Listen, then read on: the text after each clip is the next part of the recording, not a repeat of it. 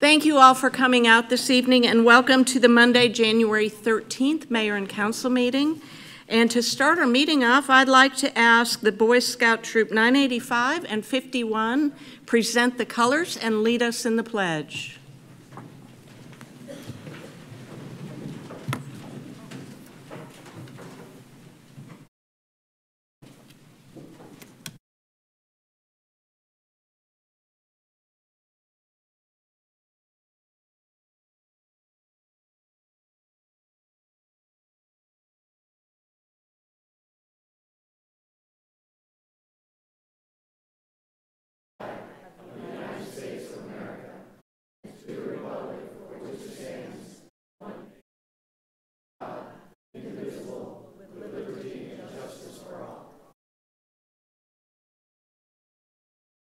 Thank you, gentlemen. And now I would like you all, our scouts, to come forward, please, and introduce yourselves and introduce your troop leaders.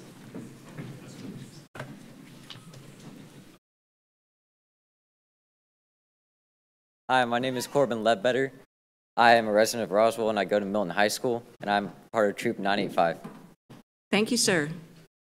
Hi, my name is Carson Davis. I play lacrosse at Roswell High School, and I'm part of Troop 51. Hi, my name is John Powell. I go to Chattahoochee Tech, and I'm a part of Troop 985. Hi, my name is Mark Fan. I go to Milton High School, and I'm a Roswell resident, and what else do I say? I'm part of the Troop 985. Thank you, gentlemen. And we would love to have a picture with you. If you and your scout leaders would like to come forward, we'll come right down here and have a picture.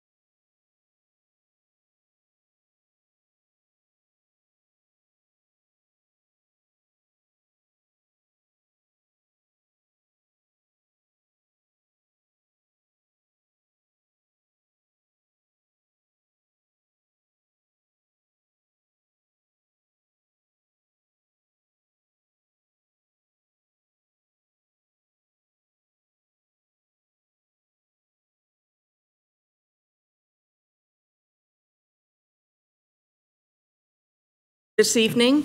And the next item on the agenda is the installation of Councilmember Christine Hall, post 3. So Christine, if you would leave us for a minute.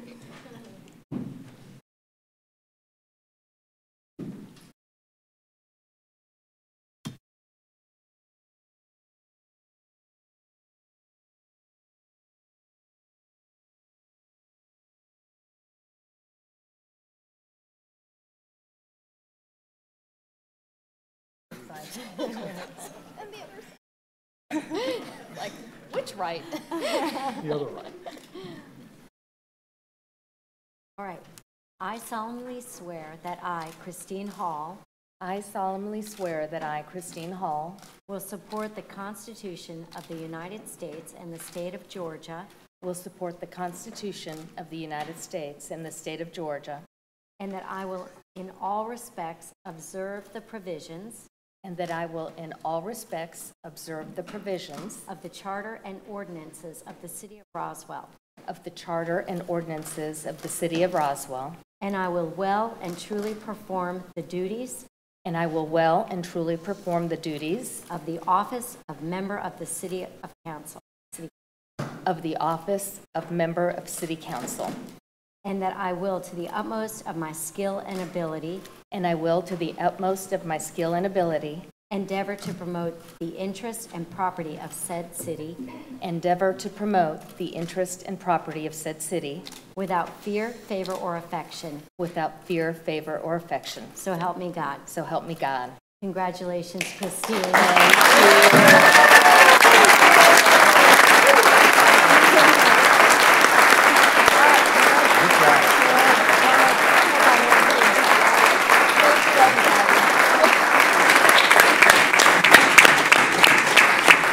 Councilmember Hall, we would like to have a picture with you and your family, if you would allow that.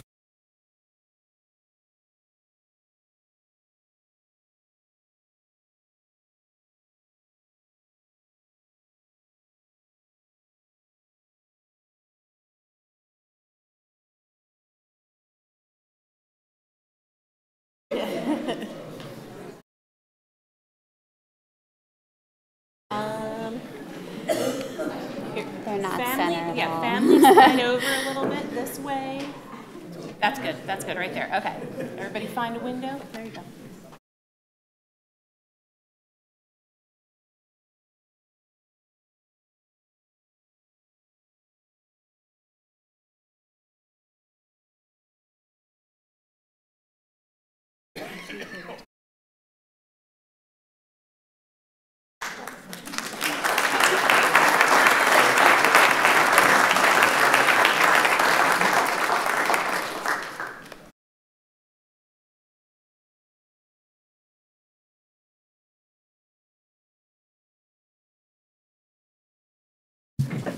This is the cardio portion of our council meeting.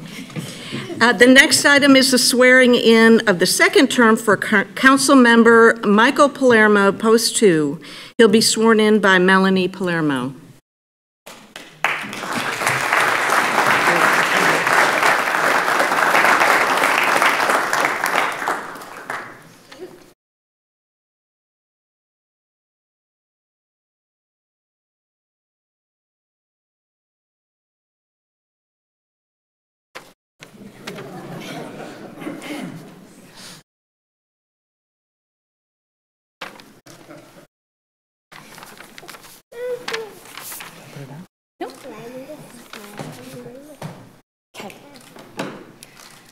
I solemnly swear that I, Michael Palermo, I solemnly swear that I, Michael Palermo,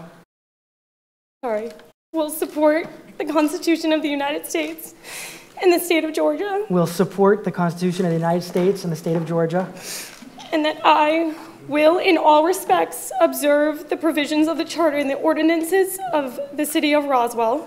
and I will observe the Ordinances? Provisions of the Charter provisions of the Charter and ordinances of the city of Roswell. and ordinances of the city of Roswell, And I will well and truly perform and I will well and truly perform the duties of the office of the member of the city council, the duties of the office of the office of member of the city of member of the council. city council, And I will, to the utmost of my skill and ability, and I will, to the utmost of my skill and ability, endeavor to promote the interest and property of said city endeavor to promote the interest and endeavor of said city without fear, without fear, favor, favor, or affection. or affection. So help me God. So help me God. Congratulations. Thank you.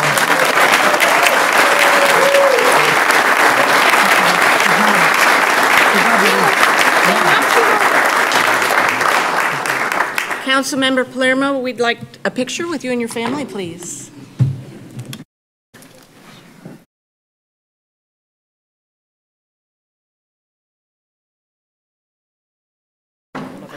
Try that. Okay.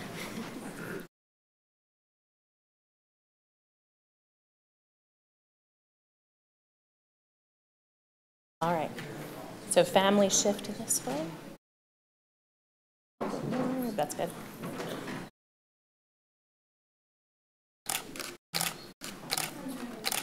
Oh, sorry.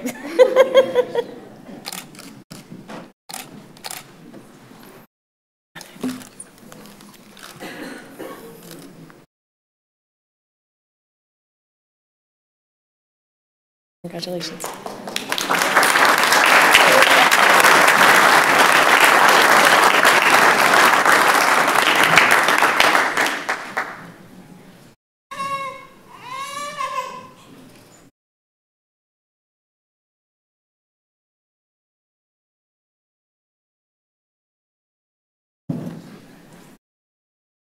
And the next item on the agenda is the swearing in for the second term for Councilmember Marcelo Zapata, Post 1, swearing in by Isabella Zapata.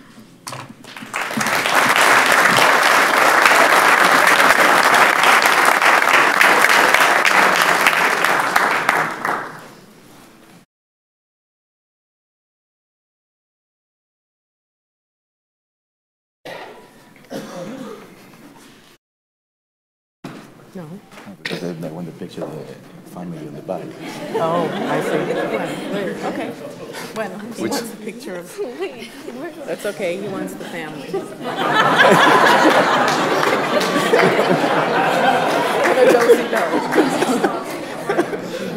Yes, dance.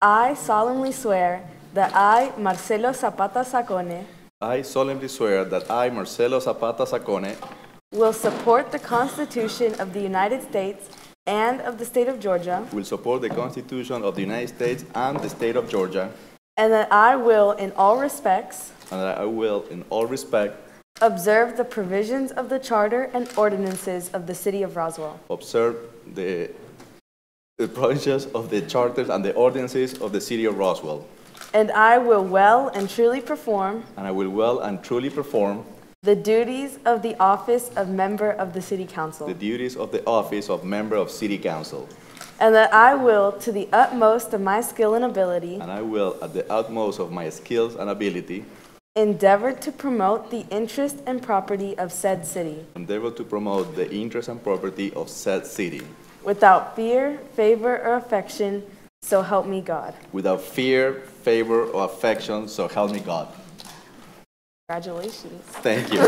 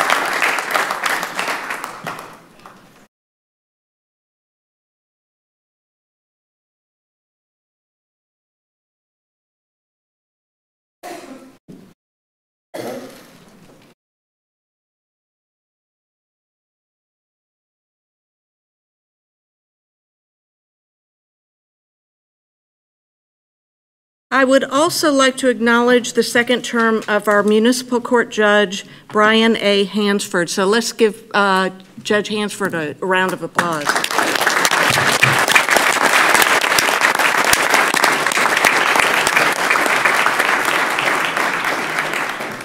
And before we go on further, we're going to take a recess for about 20 minutes. And those of you that were just here for the festivities, please feel free to go on your way. We would love to have you here or stay and watch our festivities, but please don't feel as though you have to stay throughout the evening. And thank you all again for coming out. And we've got refreshments in the rotunda, so we will all see you out there.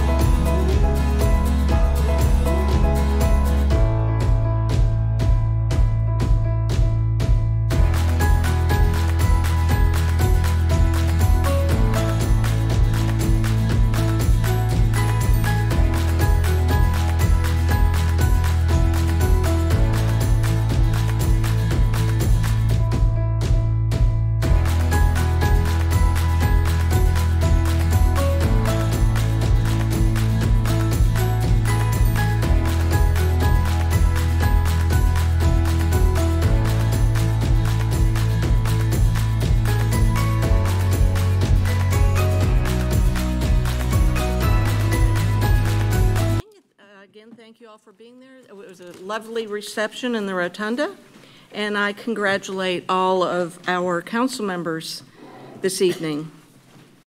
I've had a request to remove number 4 from the consent agenda. So with the exception of number 4, do I have a motion to approve the consent agenda? Motion to approve the consent agenda. Motion by Councilmember Tizer. Do I have a second? Second. Second by Councilmember Judy. All those in favor, please raise your hands. And it passes unanimously. So number 4 is going to move to the top of the mayor's report. And this is a community development issue. So we will ask Councilmember Zapata to call this item. Thank you, Mayor. Item number 4 of the consent agenda, approval for the mayor and our city administrator to sign an agreement with Roswell, Inc.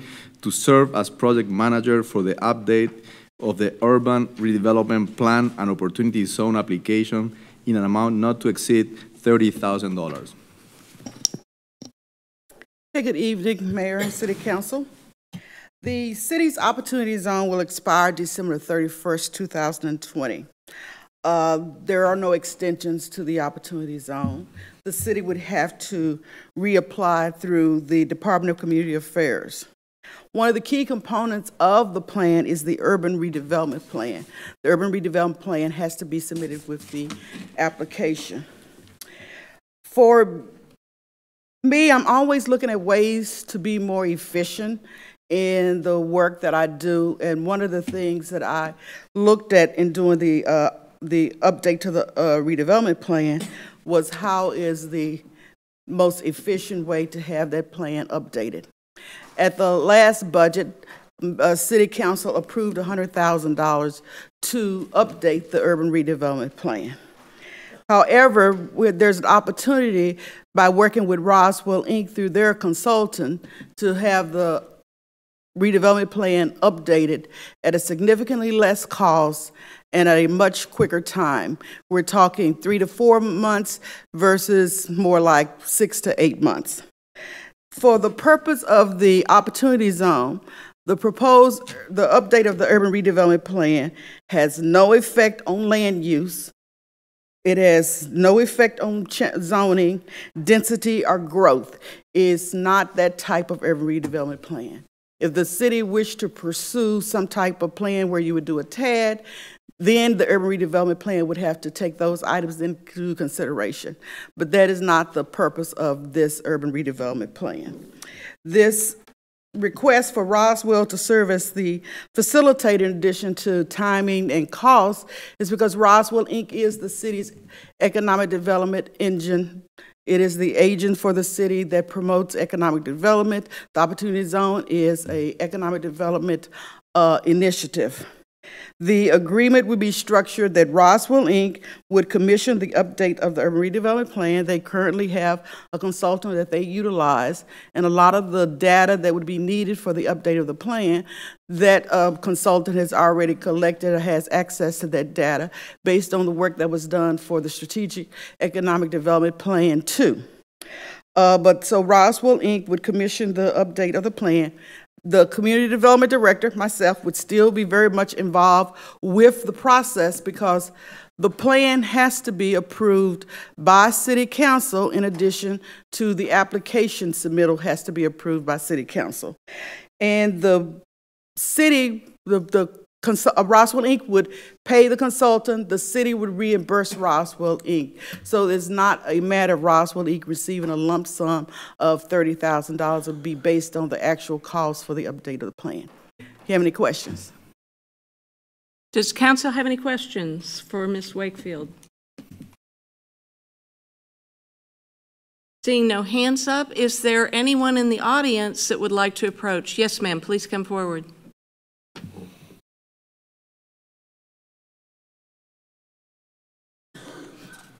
Janet Russell, Roswell resident. Sorry about the throat. I'm concerned that we're going to be spending $30,000 to give to a consultant so that Roswell, Inc. can use their consultant when we already give Roswell Inc. approximately $500,000 a year. Since 2012, we've given them close to $5 million. And I would prefer that we hire a full-time economic developer and give that $30,000 that we would give a consultant and put that into part of their salary and get a professional to do this job. It makes no sense to me to hire a consultant for $30,000 or whatever they decide up to that amount and give it to Roswell Inc. If Roswell Inc. has all the data, then let Roswell Inc. do the job as part of their $500,000 salary. We get no accounting from them, basically, and I would like to know why we're going to give $30,000 when we should just hire a full-time developer and apply that money to that salary. This seems like a real waste of $30,000. I understand the opportunity zone thing. I've been reading about it in Atlanta, for the city of everywhere. I understand what you need, but I think the city is wasting money again when they already have things in place. Ms. Wakefield has already said we have all the data from that master plan thing. So we're going to pay somebody to get together and review data? Excuse me, there's probably a computer program that will do that. So I object to you giving $30,000 to Roswell Inc. when we should hire a professional full-time economic developer and apply that $30,000 to their job and let them do it for that. Thank you. Is there anyone else that would like to come forward and speak? Seeing no one approach, does council have, yes, Councilmember Judy. Ms. Wakefield, could you answer a couple questions for us here? The money's not going to Roswell Inc. Roswell Inc. will pay a consultant to come and do this specialized planning so we can then take the advantage of an opportunity zone. And there's probably some time, since our opportunity zone is expiring here shortly, that we have to do this plan pretty quickly. And we have a budget process that doesn't end until end of July or end of June, that we would have to wait on the economic development person if we were going to put that into the budget. So time is of the essence here. They know what they're doing. They get this done. You did say it was a significant cost savings and time savings as well. If you could speak to those, that would be helpful for us, please. The urban redevelopment plan, the city's urban redevelopment plan is currently 10 years old. So would not be able to utilize that plan, would have to be updated. So whether it's Roswell Inc. or the city of Roswell, we would still have to hire a consultant to update the plan. Unlike previously when we did the urban redevelopment plan, I had a staff person who had a background with working, who actually worked for DCA, so she was able to assist in putting that plan together. Also, the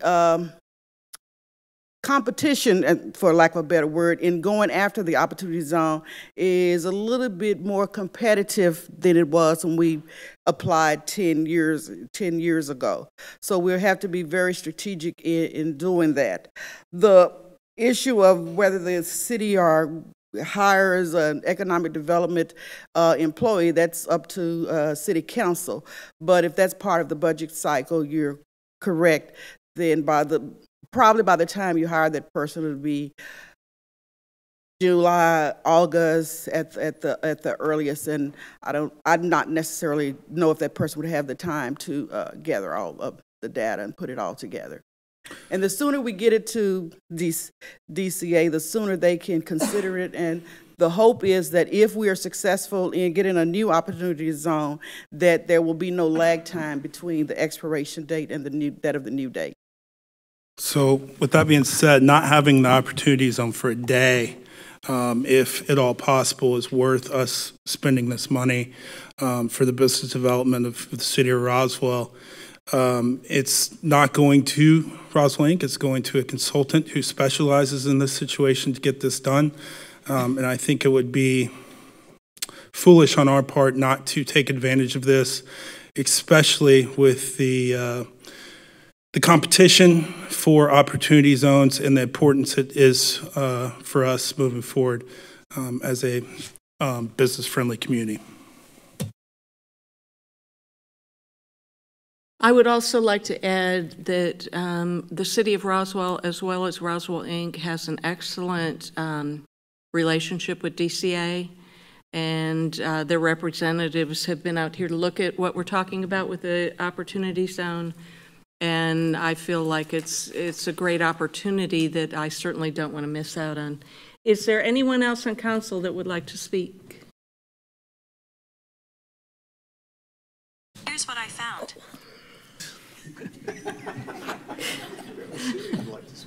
Yeah, I think Siri would like to make a motion. Do I have a motion? Yes, motion to approve item number 4 of consent agenda. Motion by Councilmember Zapata. Do I have a second? Second. Second by Councilmember Wilsey. All those in favor, please raise your hands. And that would be Councilmember Judy, Councilmember Palermo, Councilmember Wilsey. Oh, it is unanimous. I didn't see a hand up down there. So it passes unanimously. Thank you.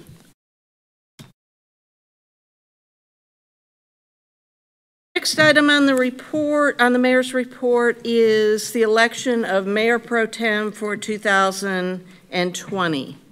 I would like to entertain a motion and then entertain discussion. So do I have a motion? Yes, Councilmember Wilsey. Yes, I'd like to nominate Councilmember Marcelo Zapata. A nomination by Councilmember Wilsey. Do I have a second? Second. Second by Councilmember Judy. Is there further discussion on council? Is there anyone in the public that would like to come forward and speak? Seeing no one approach, we've got a motion and a second. All those in favor, please raise your hands. And it passes unanimously. Thank you and congratulations, Councilmember Zapata.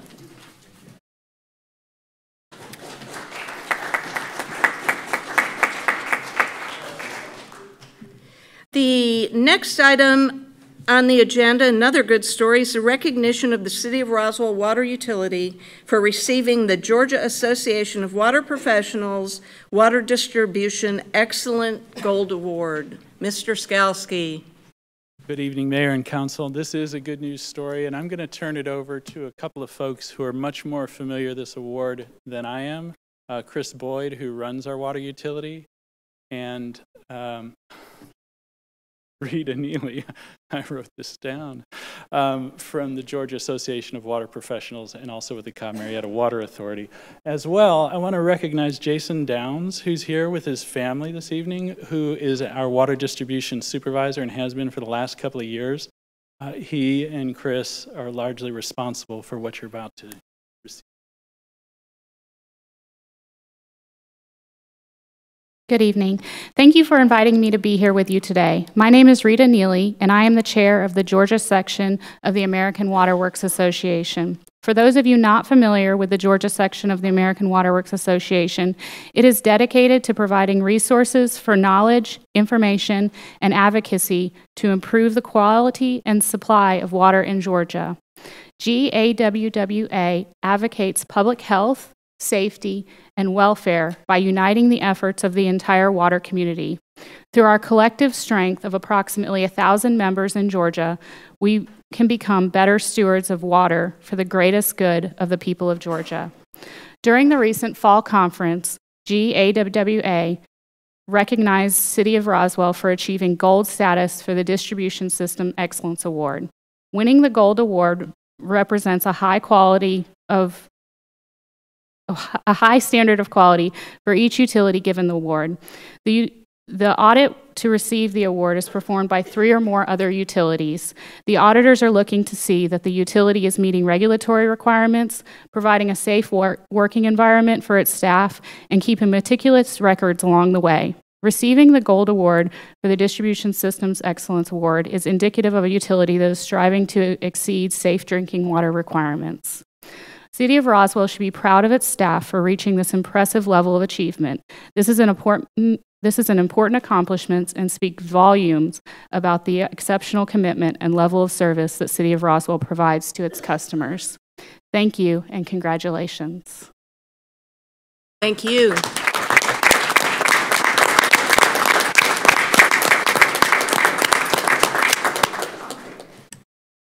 Right here on the projector, you can see the award that we received as a certificate.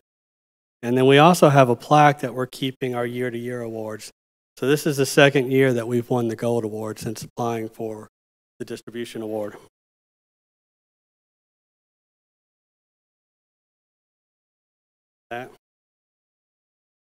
This award, I want to show as recognition to the great work that our distribution staff does on a day-to-day basis to serve the city of Roswell, and also to thank the city of Roswell Mayor and Council for the support they give us in providing us the budget to initiate these different programs and make sure that we're able to fund them. And Jason Downs has done a superb job as supervisor of the distribution crews in ensuring that we are meeting all of our regulatory requirements and exceeding a lot of our goals throughout the year. So I'd like to recognize our distribution staff.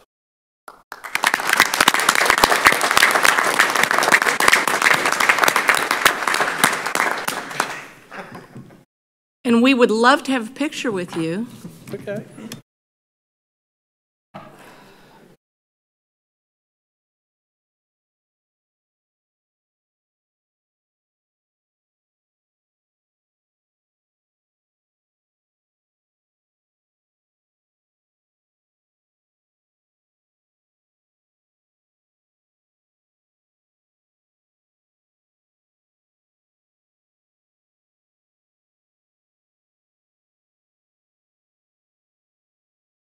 You're good. You're good.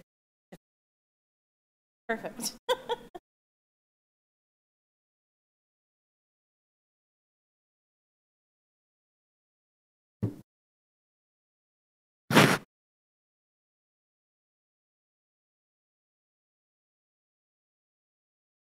Congratulations.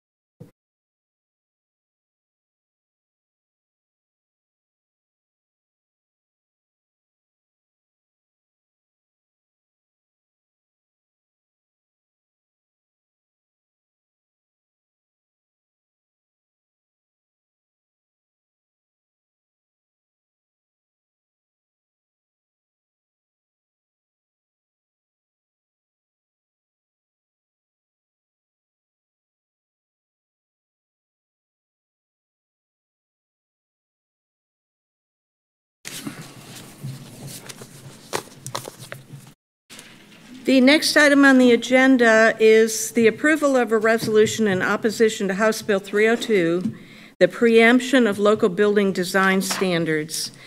I'd like to give you a little bit of a background. We signed this resolution last year and sent it down to the Gold Dome, and it's coming back this legislative session. So I would like to reiterate our support against this bill, and I'll tell you a little bit more about it. House Bill 302 would take away any local government's ability to regulate building design elements in single-family homes. The proposed law would prohibit local governments from regulating exterior building color, the type, style of outside cladding material, the types and styles of materials used in roofs and porches, placement and styles of windows and doors, including garage doors, the number and type of rooms in their layout, and types of building foundations. So many of you know that we've got a design review board. They don't look at single family, but then we also have our HPC that regulates in the historic district. But also with Bill 302, this is a fundamental thing that the local electeds do. This is just like everything else we do. What we do is we protect the city of Roswell in the look and feel that we want for our city. It is not uncommon for us to, just pick the standard up and make it a little bit more restrictive in the city of Roswell, because we expect a lot from our development community in the city. And this bill would preempt us for having any say in that, and it would allow the state lobbyists, various lobbyists, to start controlling this through our legislature. Having said that, does council have any questions? Yes, Councilmember Palermo. Mayor, I just want to say I appreciate you having this on the mayor's report. Even though we voted for it last year during the session, the fact that it is still floating around there, I think it is crucial that we are sending this clear message. I really appreciate that this council was unanimous in favor last year, and certainly hope that's the case again tonight. And also the fact that even just recently, it's my understanding in the last few months, there's been at least one other North Fulton city that has passed a resolution like this, and I think it is important we're continuing to show that solidarity to protect really our local control. Thank you, Councilmember Palermo. Additional comments from council? Is there anyone in the public that would like to come forward and speak?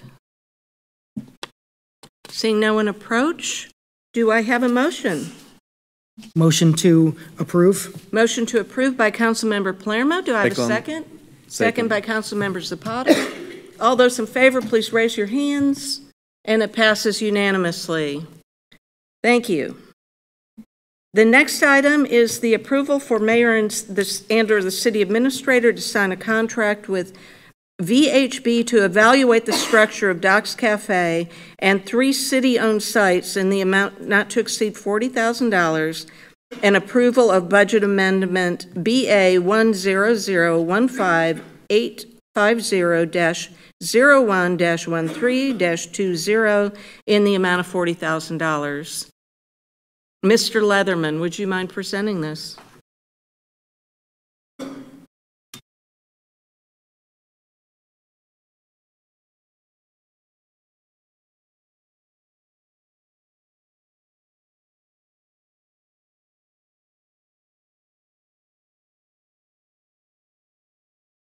Thank you, Mayor and Council. And this project before you tonight and this request is a continuation of the Doc's Cafe relocation and rehabilitation project. By way of background, this project was first part of the Oxbow realignment project with the Department of Transportation.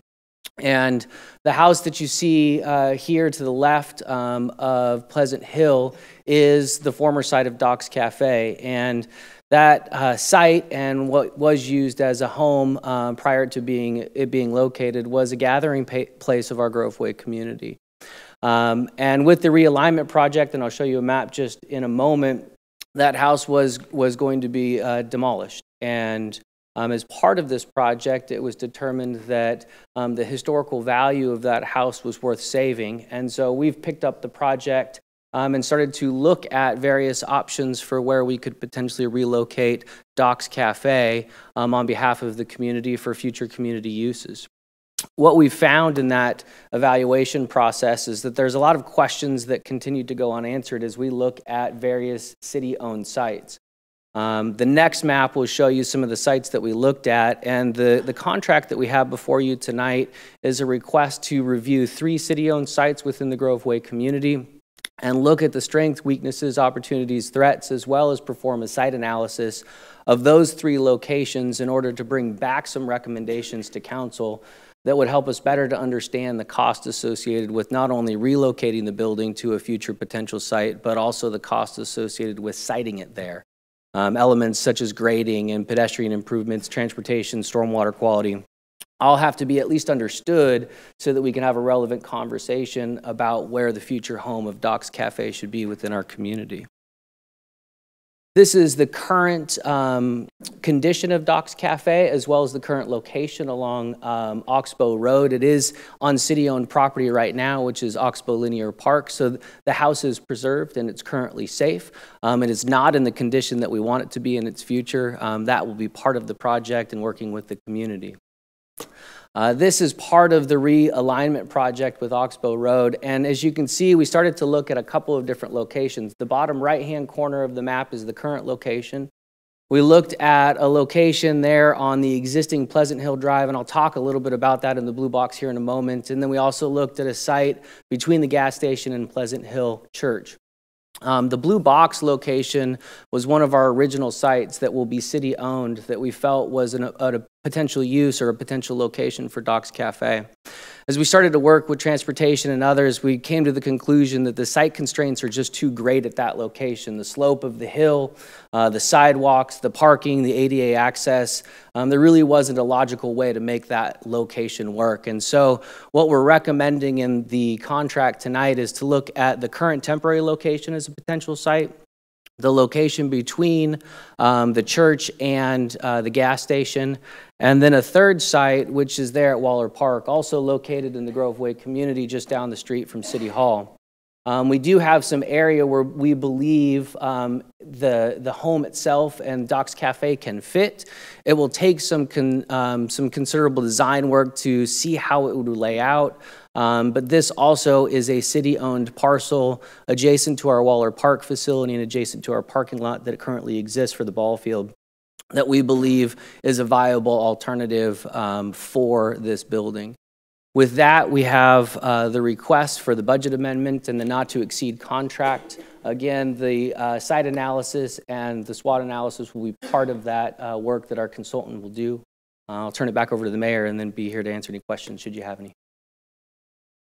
Thank you, Mr. Leatherman. One other thing that I would like to point out is we have had considerable interest in preserving Doc's Cafe in the community. We've got numerous churches that are willing to step up financially and with volunteers, and we've got some local Roswell businesses that are willing to do the same.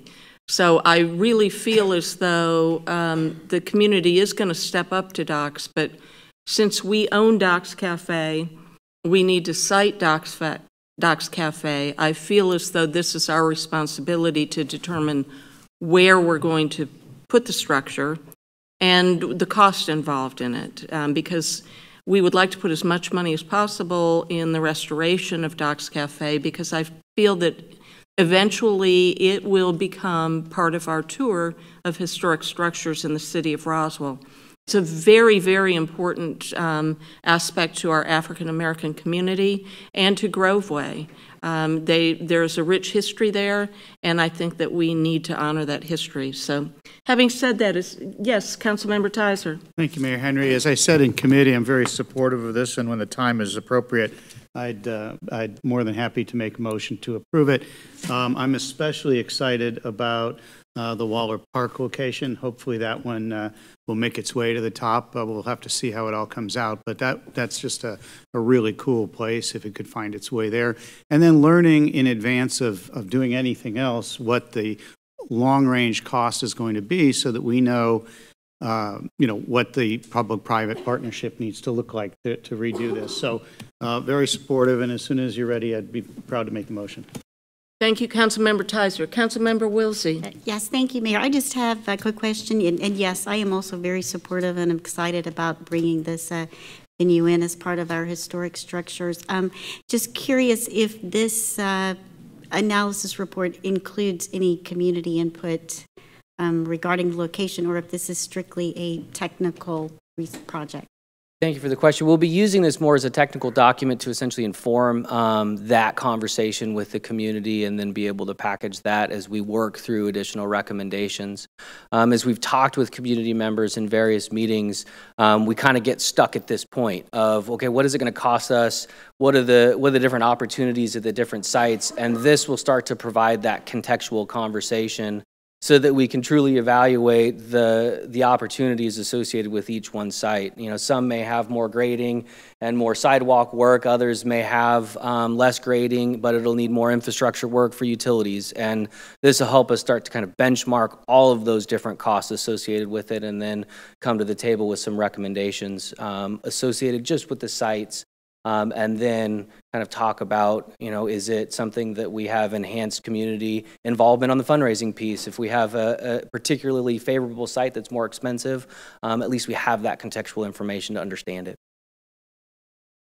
And let me add on to that, because through this process, we have been talking to members in the Grove Way community, and the general consensus is they would like to keep Doc's Cafe as close under their wings as possible, but we don't know the cost in these various sites. So, and what I am hearing from the community is that we'd like to keep it as close in to the Grove Way community as we can, However, we recognize the fact that the end goal here is to preserve Doc's Cafe and the story behind it. So the community has been very positive about it. Additional questions from council? Is there anyone in the public that would like to? Yes, ma'am, please come forward.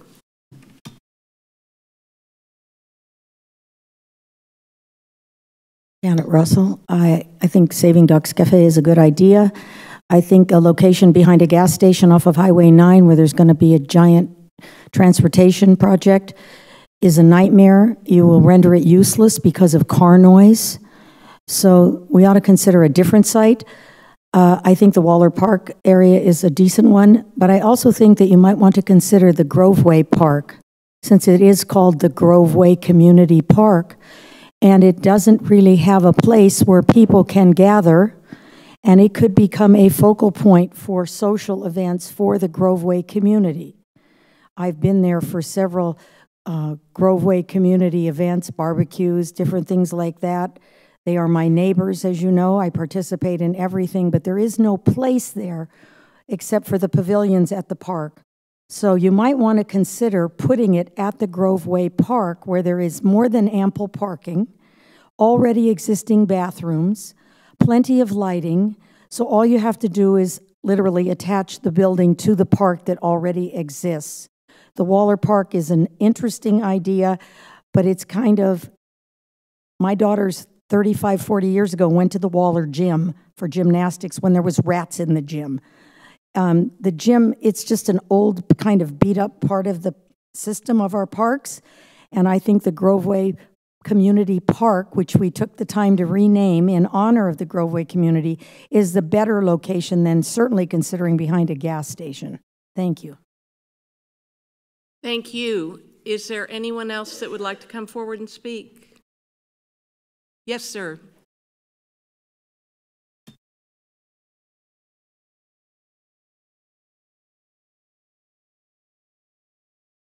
Hi, Jason Yowell. I agree with Janet about the location behind the gas station being inappropriate. It's also probably the most expensive site to develop. You're going to need a 20-foot retaining wall. You're going to need a lot of fill. It pretty much blows it out of the water. And like Ms. Russell said, putting it over at the Groveway Park is an excellent idea. I concur completely. But as long as we're talking about one of the sites that this was being considered for, I notice in the consent agenda, you're spending $75,000 to do site selection to relocate the 911 center. And that site behind the gas station would probably be a pretty good site because you don't have to provide any parking. They're government employees. You can tell them to park over at the over at City Hall. And the other benefit of that is instead of building a 20-foot retaining wall, you can have 2 floors below grade that still have windows and have a 3-story building above it, which would give you quite a bit of space. And behind the gas station, to have a government building like that, I think would be pretty appropriate because it's not really appropriate for much else. That's all I have to say about that. Thank you, sir. Is there anyone else that would like to come forward and speak? Seeing no one approach, do I have a motion? Motion to approve item number 4. Motion by Councilmember Tizer. Do I have a second? Second. Second by Councilmember Wilsey. All those in favor, please raise your hands. And it passes unanimously. Thank you. The next item on the agenda is approval of a resolution for the 2020 Census Complete Count Committee. And we are very fortunate today to have some folks from the Census Committee with us. And if you all wouldn't mind coming forward and giving us a little bit of background on this and why this is on the agenda.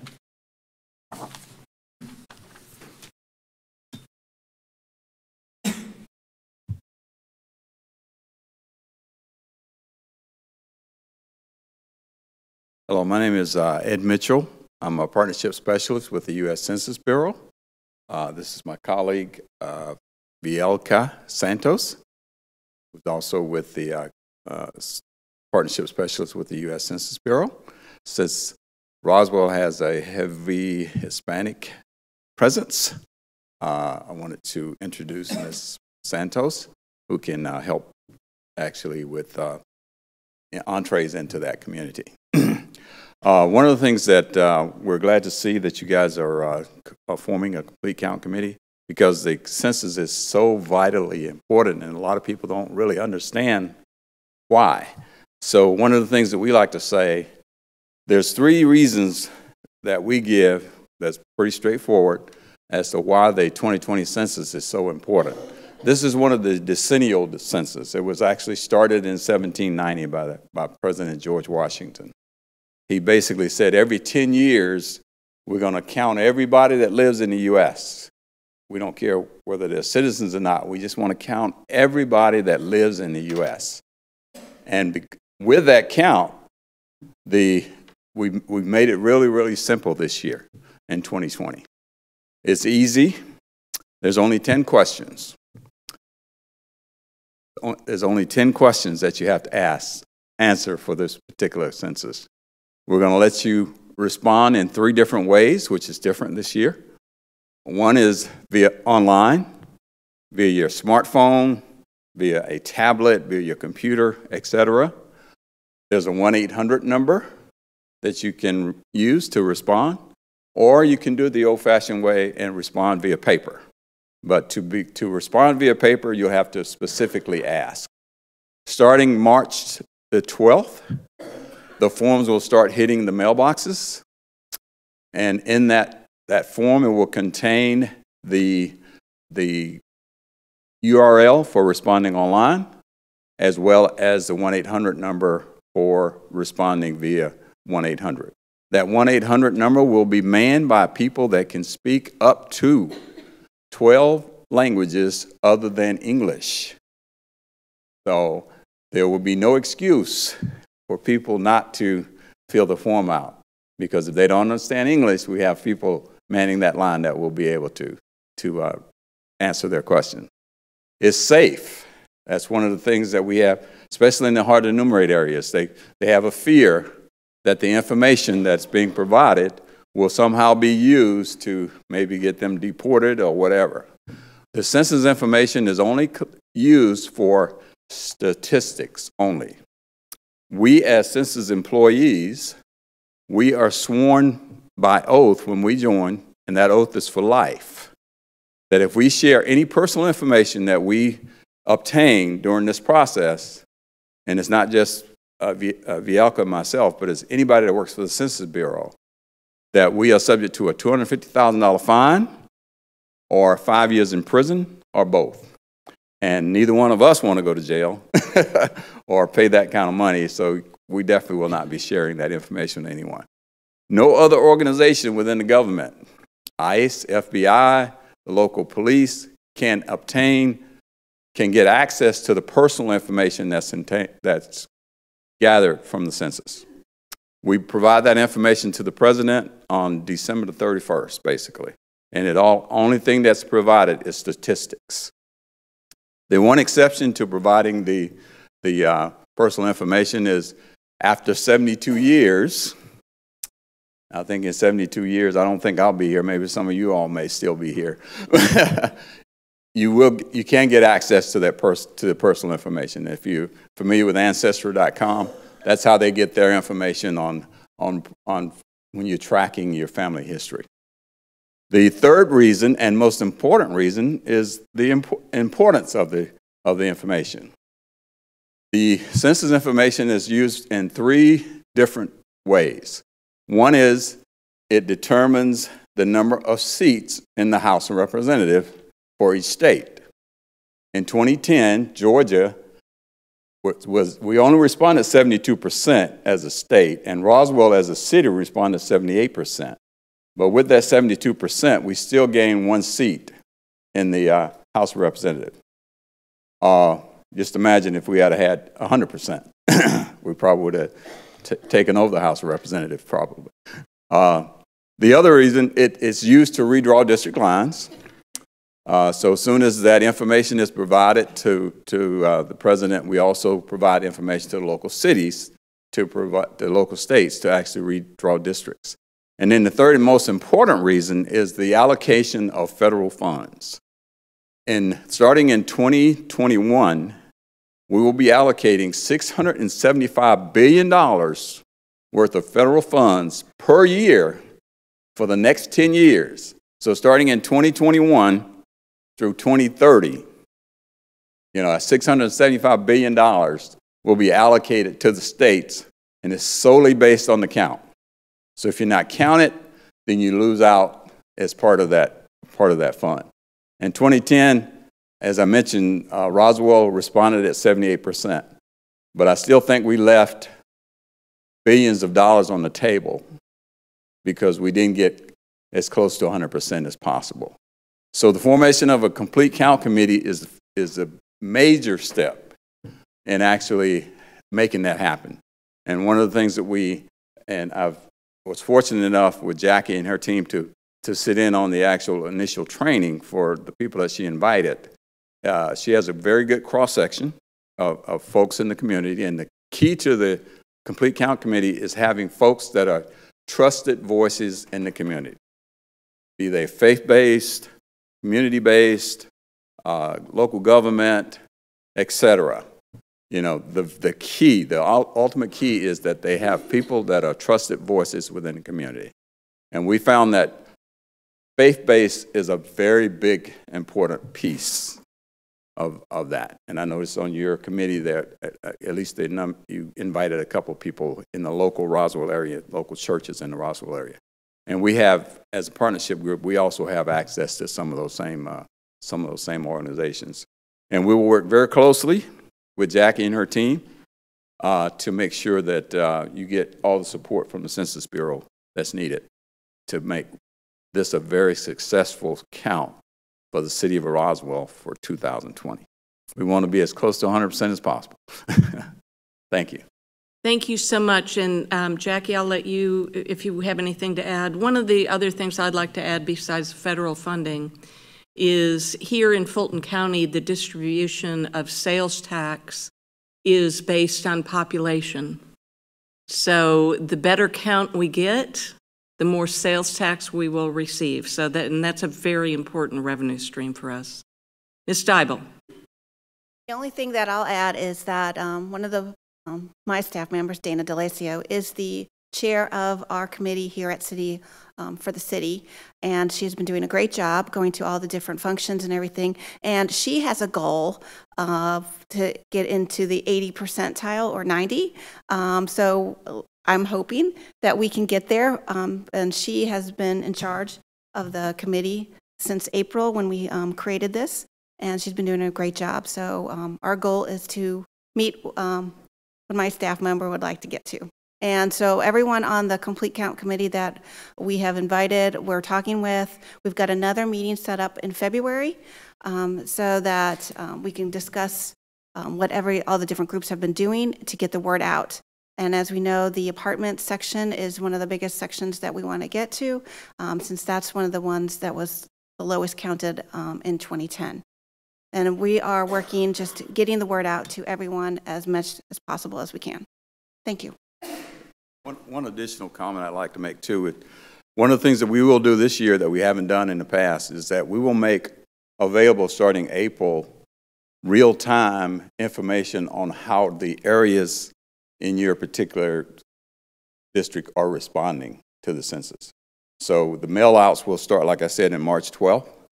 So you'll be able to see, and Jackie and her committees will be able to see real-time how the responses are coming back from the residents in the various areas. So that way you can target certain areas if the response is pretty low. So that's one of the things that we're going to do to help you get as close to 100% as possible this time around. Thank you so much for your help. Thank you for coming this evening. Is there anyone, does council have any questions about the committee? Is there anyone in the public that would like to come forward and speak? Seeing no one approach, do I have a motion to approve the resolution for the complete count committee? Motion to approve. Motion to approve by Second. Councilmember Tizer, second by Councilmember Zapata. All those in favor, please raise your hands. And it passes unanimously. The last item on the mayor's report is the consideration of reinstating written detailed transcription of the audio recording for all mayor and council committee and boards and commissions meeting. This was requested by Councilmember Zapata, so I will turn this over to you. Thank you, Mayor. So, item number 6, consideration of reinstating written detailed transcriptions of the audio recording for all mayor and council committee and boards and commission meetings.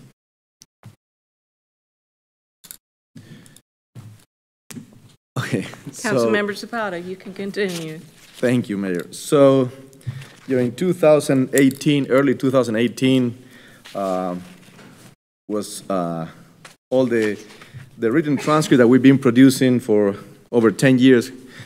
They were decided to stop, and this is an item that I've been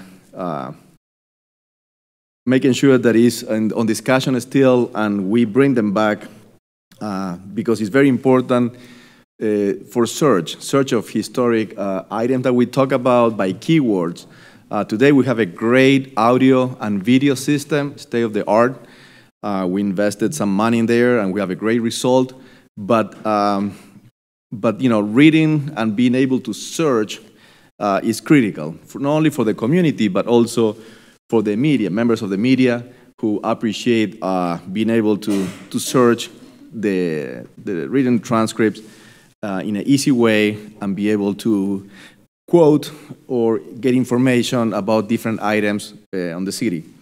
So I think that I would like to see an official written detailed transcription. So that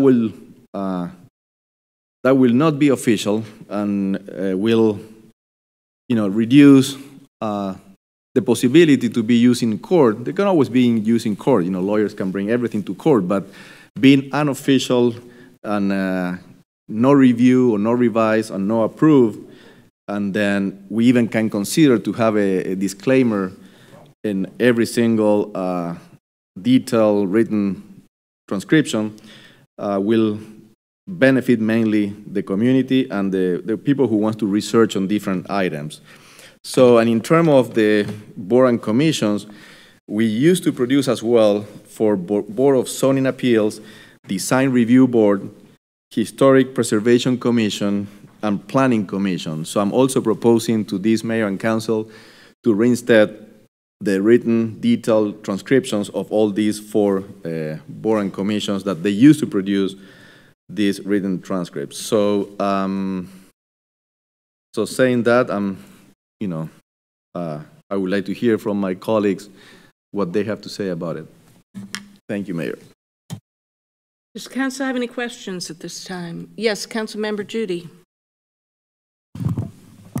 So in November, I stated that I think this should come back to committee.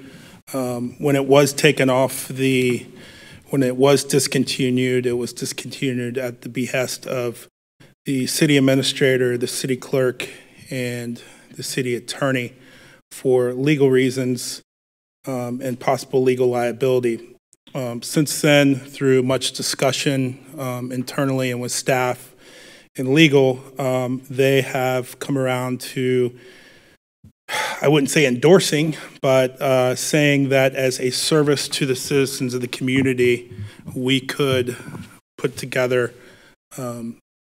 unofficial transcripts of the meetings, and it would be okay with them moving forward. With that being said, in November I said let's put this on the first committee meeting of 2020 once we have the new council seated. And I did put this on the first committee meeting, which is tomorrow. The reason committee, rather than bringing it straight to council, which has happened tonight, is there is a lot of unanswered questions when it comes to how, the frequency, cost. The two folks that were doing this before are now working with the city clerk's office, I understand, on FOIA requests. We'd probably have to hire 2 new employees, is my understanding, which would probably take a budget amendment. I know there's a little money in the budget already, but I don't think it's near enough for this request tonight. Those folks would need equipment, a location within City Hall to do that. Also, frequency. There's a lot of questions that need to be answered, and obviously we're in a council meeting tonight, and this is to get business done, and tomorrow would allow us to work through this in the committee where this should be taking place and then brought back as quickly as possible. I unless we can get all those answers tonight quickly, and then I can support it. I do support bringing back written unofficial transcripts. We do minutes. I know over the past year, a lot of folks had said that written minutes were taken away. That's false. I do have a folder back in my room that I forgot of the stick of minutes stamped by our city clerk that have a summary of who voted for what. They're official written minutes required by the state of Georgia. We do keep those. We never stop those. Plus, with the new videos, I believe our transparency has gotten a lot better over the past year, but trying to run this through tonight without all the details of how we're going to do this is, I think, less transparent, and I think tomorrow would be a great time for us to work on this, get the answers, bring it back, and I would definitely be in support of having unofficial transcripts as a service to the citizens of Roswell. Councilmember Palermo. Thank you, Mayor. Thank you, Mayor. I think there's some important clarifications that have to be brought up. So basically what occurred was our city administrator and city legal gave the advice or opinions that we should not be providing written detailed minutes. It was actually, even prior to that advice, it was actually just taken away. And thankfully, we're very fortunate that Councilman Zapata had actually brought this up to committee meeting, saying this was a real issue. This was a major policy change that negatively impacted transparency and negatively impacted our residents. And so luckily, Councilman Zapata brought it back to a committee meeting. So when he brought that on the committee meeting, there was a vote to reinstate it as we looked at potentially doing it a different way. That was not a unanimous vote to do that. There was one person dissenting it, my colleague, Councilman Judy, and did not support it then. And then at a later point in time, it came back to committee, and at that point, there was a vote that was 4-3 to continue taking away written detailed minutes. So again, very appreciative of Councilman Zapata for the support, as well as Mayor Henry for the support in really trying to keep written detailed minutes. And unfortunately, by taking that away, we were really making it a lot harder for residents to be able to pay attention and follow what's important to them. We have decisions being made, tax dollars being spent, and we were there making it harder for residents to actually see the exact details of the conversation. And so my colleague brought up an email in November after it was discussed very much in November and in really the few months of the campaign. This is an important item, something that was just such an important focus to make sure that we right this wrong. And so in November there was an email saying that they're adding this to a committee meeting, and also that it would be supported if there's a Georgia certified stenographer, which is a court reporter. So that is something that I'm fully opposed to. What I'm fully focused on tonight is really just righting the wrong and restoring what we had for so many years, that residents had access to for so many years. Because frankly, to bring in a certified stenographer is not a useful way to spend tax dollars. It's something that's not necessary. What we need to do is just correct what occurred. What I also want to address is the fact that it is totally acceptable and understandable that someone does not support this tonight. They instead want to defer it, and you can always find a million reasons to not do what needs to be done. There's always a million excuses that can be had there. But here's the crucial fact that unfortunately, the majority of this council did vote to get rid of written detailed minutes. I was not one of those people that supported it, but what needs to be clear is Councilman Zapata here is not bringing anything new. He's not trying to change anything. He's just trying to restore what we had. It was brought up that the people that were approved to be doing these written detailed minutes have actually been reallocated to other needs in the city.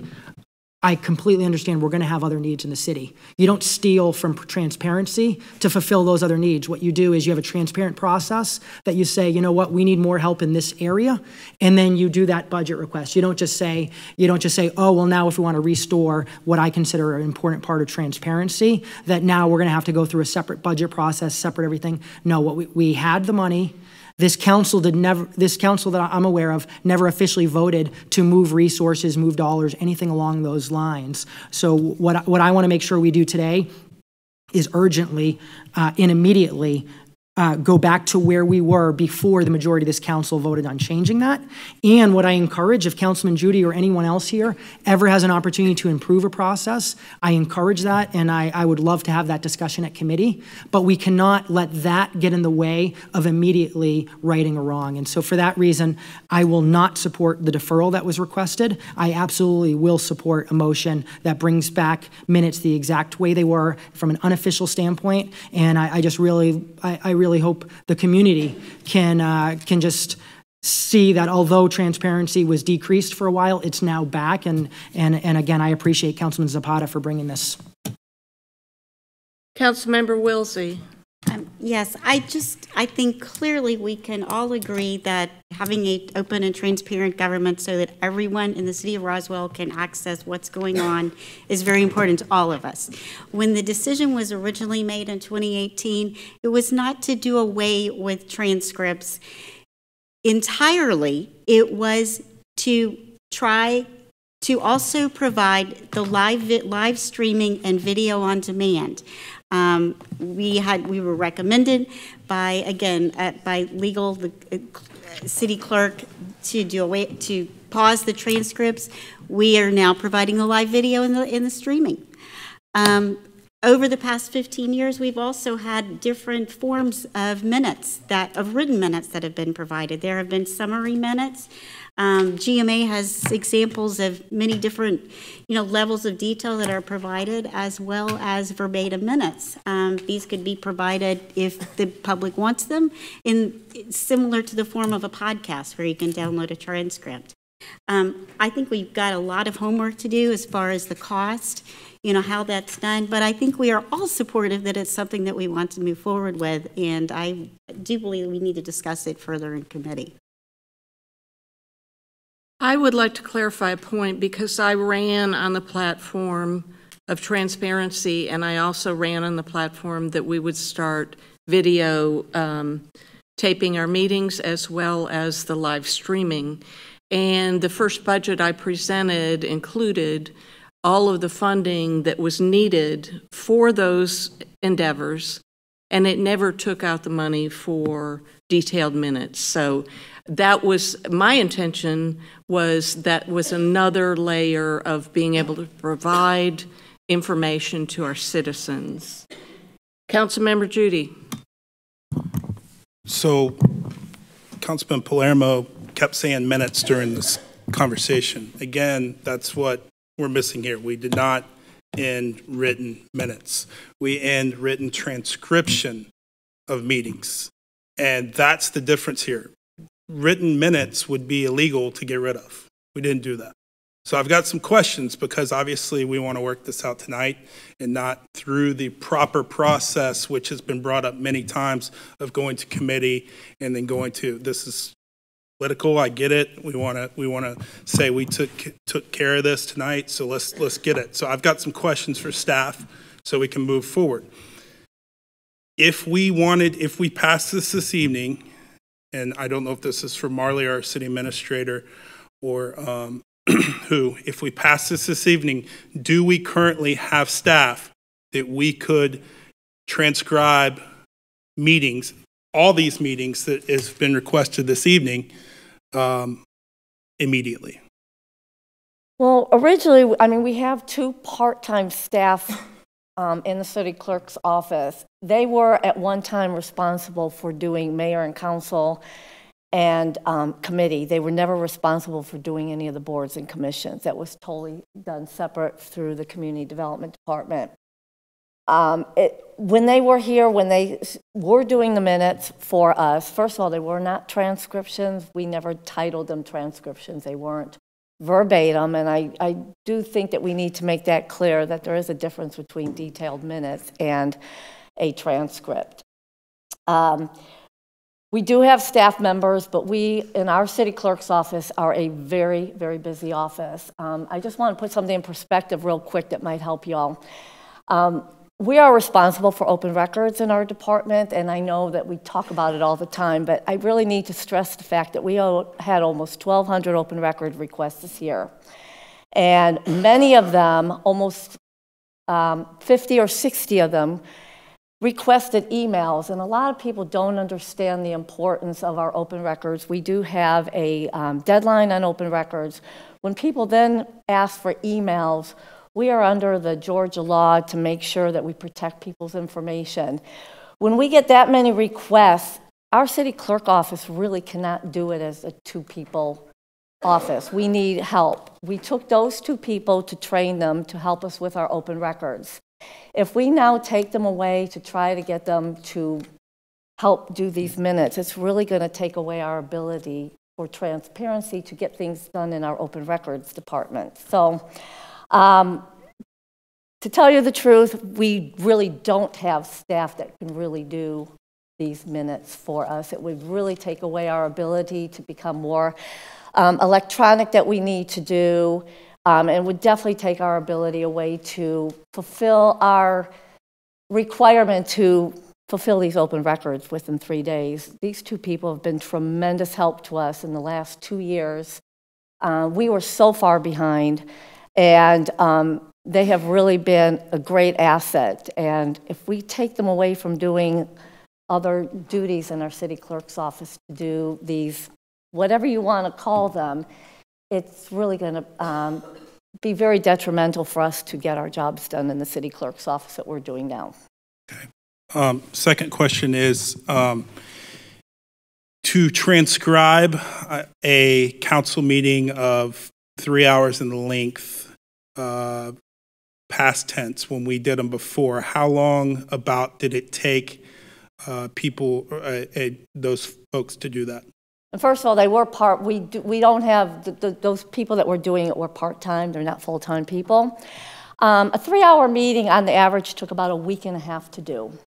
It's not that easy to do minutes as people think. It's on the average, for every 10 minutes of a meeting, it takes about an hour to type. So I would say it took almost like a week and a half to do one set of minutes.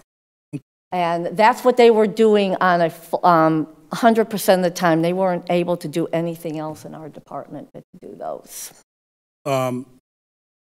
Mr. Palmer, space for these folks. I know we are we're locked. We're struggling for space within here. And the reason I bring all these questions up is not that I'm trying to delay this or push this back. It's that there's a lot of things that go into this. I support this. Let me say that again. I support this. I am not trying to delay this. I want us to get the best thing done here with the resources we have. We might have to do a budget amendment to buy equipment, space, etc. So I just don't want us to sit here for 3 hours tonight when we can work through it in a committee meeting where you're supposed to do this and move it forward, because times have changed. And I understand you say we've had this at committee 3 times. Well, since then, you hear what's happened to the folks that have been doing the transcription and also our space, our budget, etc. So I support this. I want to get it done, but we can't get this done if this is political and we're just trying to get it done tonight for I don't know why. So here again, I understand, Mr. Palmer, space-wise, where are we?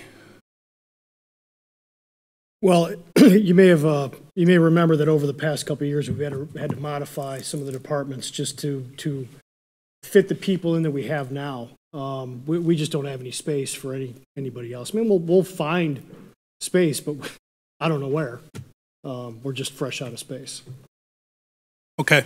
Again, I'll just finish my remarks. I don't feel like beating a dead horse up here. I think that if you listen, I know Councilmember Zapata asked for some stuff on a border commission to be moved and transcribed and this, that, and the other, and there was a whole list of questions on a page as well. So, you know, I just think there's too many questions to be answered tonight. I would love to get this done in committee and move it straight back to council, and let's vote on it unanimously and bring it back. Thank you. I'd like to interject something here. First, Ms. Press, I would never in a million years try to take your support staff away from you. Thank you. I have seen what has happened with open records requests. That is something that we just get more and more and more of, and I don't think it's going to be going away. One thing I would like to point out is, if I am understanding this correctly, and please correct me if I'm wrong, but what Councilmember Zapata wants to do is take us back to the detailed minutes before they were taken away. However, he doesn't want to touch the official minutes that our legal department would like to have. So the detailed minutes would be a service for our community. And my other question, and tell me where I'm going wrong on this, but we've got the option to contract this work out. We've got the option to have it funded on staff. We have funded positions that have not been filled in the city. I just asked Mr. Palmer about how long it would take if we were going to fund a new position, however we were going to do it. And he said, so certainly within 2 months. I would even give him 3 to get it taken care of. I don't want to make the decision of how we're funding this, whether it's contract work, whether it's a city employee. It's going to be done. So my suggestion is that we make the decision and then hand this over to Mr. Palmer to make it happen within a certain time period. Is there any, Councilmember Zapata? Thank you, Mayor. So, I just want to clarify that on Wednesday, March 28, 2018, I decided to bring to a process, because when those transcripts were removed, it was not a process. It was just unilateral decision to get it done. When I find out this, I decide to bring on Wednesday, March 28, 2018, to a process of discussion on committee meeting. Then we have on Tuesday, April 10, 2018, another discussion where it was deferred back to committee. And then on Tuesday, June 12, 2018, this is when we took a vote. Are we continue producing this transcript service for the community and continue promoting transparency on top of the video and the audio, or not? And here was the result. And it's a copy on the packet, page 83. Consideration of restating transcribing services of the audio recording for all meetings of the mayor and council committees. Mover, results, denied. This was denied on Tuesday, June 12, 2018. Mover, Councilmember Matt Judy. Seconder, Councilmember Sean Grower. In favor of denying bringing back those transcripts, Councilmember Sean Grower, Matt Judy, Matthew Tiser, and Marie Wilsey. Oppose, which means that we want to continue producing those transcripts, Mayor Lori Henry, Councilmember Mike Palermo, and myself. So there was a process. And 3 elected officials have the intention to continue producing those transcriptions. So I'm surprised now that, to say back to committee meeting. We already beat 3 times in committee meeting with this item with the negative result. So I think that the information is clear.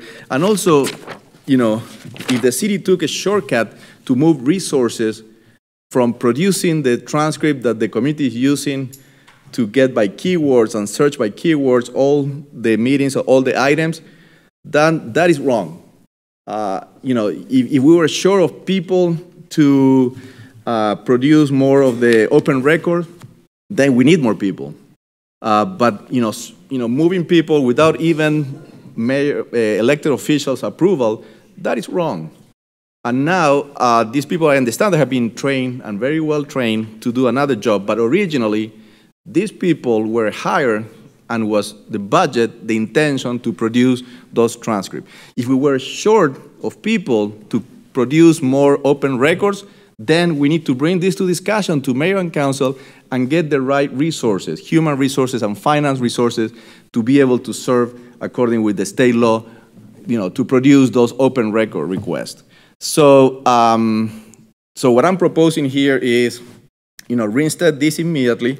We have the trained people right here at City Hall that used to produce and they're experienced to produce this, so we can bring them. And then if we need more people, then our city administrator will propose to this elected body what is needed in terms of human resources and financial resources. In terms of space, you know, we used to have, the council used to have the city, the assistant for city council right here in the city council office. So then was decided to move the assistant downstairs and take an office that was either used by someone else or empty. And now we have just a little table here on the council office that is most of the time empty. So what I will propose then, if I had to come with ideas of generating a space here, is to bring back the assistant to the council to where it used to be for many, many years, right here, right next to all the elected council members, and then we relieve and free an office downstairs that could perfectly use to get more people to assist for the to produce the open record request. So I have ideas, you know, we have a space, and I'm sure that our city administrator can come even with better ideas that I'm proposing here tonight. So I think that, you know, moving this back again for the fourth time to committee meeting doesn't make sense. We have all the information here. We know exactly the cost, you know, from a couple of years ago. Maybe you can add 4%, you know, on top of the previous cost, but we have the information right here. We've been producing for over 10 years this, so I don't see any excuse here not to approve tonight reinstating the minutes, the transcripts. Councilmember Palermo. Thank you, Mayor Henry, and really a lot of great points by Councilman Zapata. So just, I want to make sure it's completely clear the great points that Councilman Zapata are bringing up. This council never voted to move and reallocate resources. And so now what I'm hearing, the excuse is that, you know, we need to get the new resources for this item. I want to really make sure it's clear. I was fortunate to be liaison over community development for 4 years, and Ms. Wakefield did a phenomenal job of reducing costs and really having her whole organization work hard. If they really needed a projector, they wouldn't take this projector right here, bring it downstairs, and when we say we need something right here for residents, say, well, sorry, you need to get the funding, have a vote, and try to buy one right here. Ms. Wakefield would have brought forward the budget request. She would have requested the resources she needed. So this was just completely moved around, and we need to correct it. And the way we correct it is we need to immediately bring back the transparency of the written detailed transcription, minutes, whatever the right term should be. And at the same time, what I'm hearing is we need to have a resource request for the other duties that are needed, which all are very legitimate duties. So the key right there as well is fantastic point by Councilman Zapata on space. We have wasted space that's always been an office here that's turned into a conference table. Because of great sunshine laws, it's actually illegal for 4 council members to be sitting here talking, anything like that. It's just wasted space. There's an office downstairs that our assistant was moved to. I don't want to hear that we have space challenges when that's actually not the case. And Mr. Zapata brought you one we can all show you. And so I'd say the mayor, I thought, brought up some good points where I partly agree with them. At the end of the day, there's space. Already have a solution for it. There's what can be a free office. Separately, it's my understanding we've actually outsourced this duty. So we've actually outsourced it to people not in City Hall, is my understanding. Not sure if that was through community development or which organization that would have been in. But then, in addition to space, we have the aspect that we have resources. It's just a matter of the fact they were reallocated without any council guidance to reallocate them. And so my point is, where I agree with the mayor, is I trust staff to understand the direction, and they can decide the best location, the best resources, whatever that might be. But where I disagree is the timing. It's been over a year now of residents not having access to be able to really keep up and see what's going on for their items. And so it needs to be done immediately. And I absolutely would appreciate and support staff making that happen and coming to committee and asking for things and getting our support is fantastic. But this needs to start immediately. We have a committee meeting tomorrow. Councilmember Judy. So with that being said, if we have all the questions answered, I just want to know, what are we voting on here? Are we voting to bring these transcripts back, okay, and figuratively, and not really, because we just heard staff does not have the ability to do this right away for multiple reasons. And I don't know, y'all might not have used that table. I use that table all the time for meetings. So it's a great area for me to bring people into and sit down and have good meetings with, and there's maps there and all that. So I'm not saying that that's not, if we need space, that's not a great place to have it, but don't say like it's never used, because that's not true. A. B, I think that I would be willing to vote for transcripts. Instituting unofficial transcripts for mayor and council meetings and committee meetings, which, because I don't know if we're all the way down. On here it says we're doing boards and commissions as well. I don't know if we're able to do that. Then we've got to figure it out as a city or as staff to do it, and how that's done, whether that comes back to a budget amendment. But what I heard from Marley, and Marley, correct me if I'm wrong, we can't do this immediately. We really can't. First of all, we never, our people are not trained to do transcriptions. As is mentioned, a transcription is different than minutes, and we were doing detailed minutes before. I know we did try it for those couple months in 2018, and I tell you, it still took a tremendous amount of time for them to do those, and we did call them unofficial transcripts. But I do want to make it clear that we never really did transcripts of the meetings. Am I correct? So I think there was a point in time where we were doing exactly word for word what council would say. Right, those 2 months. Right, yes. Instead of just summarizing, which was done before, because there was some concerns raised by some council members about the summarizing of the item. So I think we did do just a word for word, the the whatever. Right, which is a true transcription. Right, and that's what a transcription will be, but it will be, I think, searchable, as Councilmember Zapata has requested. Yeah, I do want to add that as we're talking about it, we do have a spot where we do park all our minutes, of course, in our Muni code. We can put those unofficial transcripts, but it needs to be made very clear in those that those are not an official record of the meetings. Our minutes that are approved that we do now would still be the official records. So, two things. One, when this was in 2018, we can keep going back to 2018 and votes and this, that, and the other.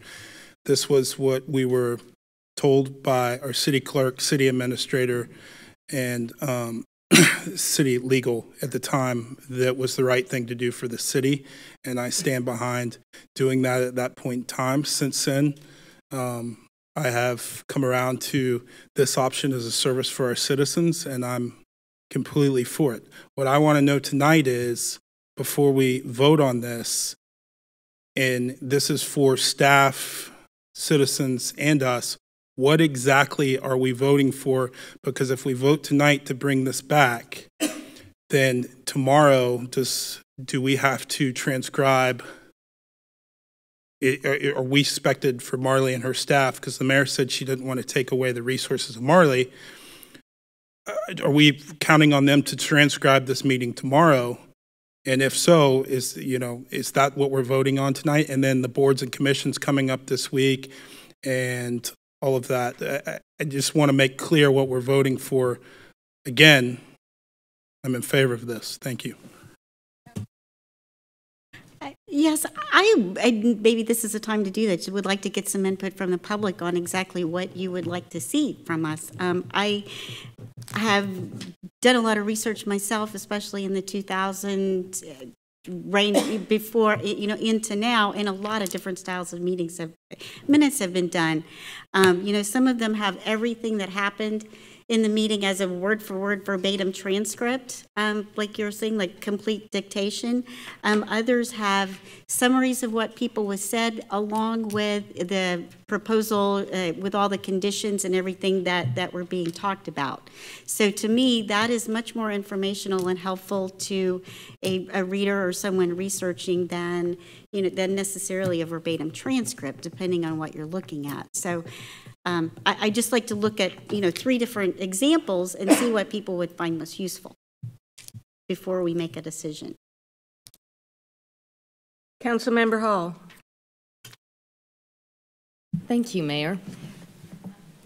I wonder, actually, we are not doing away with our official abbreviated minutes that are required to be posted within a certain amount of time, I understand. Correct. So these unofficial detailed minutes, exactly as they were for 10 years, are a service for the residents. And could there be a lag time to get those up until we're caught up or have staff to put those where? Would it be possible to put a notice that these are coming in the next 60 days, starting from today, capture the meetings from today, and to let the public know that due to ramp-up time and staffing time, this information will start to come online in the next 60 or 90 days and then catch up. Well, and let me just interject because I was around, but I know of at least 15 years we did the detailed minutes.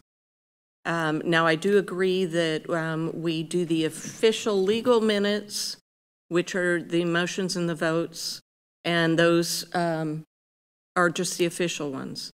What I'd suggest is we go back to the detailed minutes that we used for close to 20 years, the same type of format, and like I said before, it's not my call to make, it's our staff's call to make. If they find that it's better to contract out for it, it's better to bring someone in for it, that, or hire someone. Like I said before, we've got unfunded or funded, unfilled positions that are available to us. And I would completely oppose taking any resources from our city clerk's office. So if staff can do that in 60 days, or for a contract,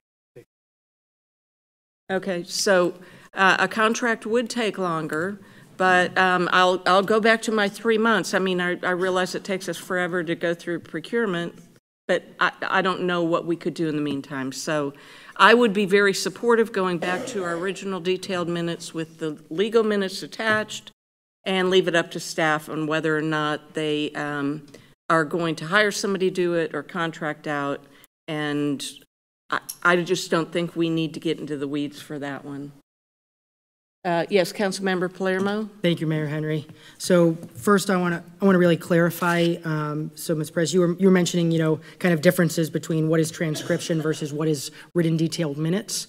And from that standpoint, again, my goal is to return to what's been done for over a decade. So I'd really even prefer that tonight in the motion that we're not even directing your group on which it is. I think you should just decide that. At a committee meeting and through a longer process, we can decide what's best long term. But I'd say that's really up to the clerk's office on, do they want to write transcription style or written detailed minute style? That's separate from the naming convention that I want to hear from Mr. David Davidson on, is what is the right naming convention. But so that's one clarification I want to have. But another one comes down to just really the accountability aspect. The fact that important resources that were very skilled in writing detailed written minutes were moved to another purpose, another important need, without having an actual process of just coming and requesting those resources. I haven't heard the thought process, the accountability. So at least, even though I disagree completely with Councilman Judy, I respect and admire the fact that he's accepting accountability. He's saying the fact that 2 years ago when he voted to get rid of them, he was following the guidance from the city administrator and legal group.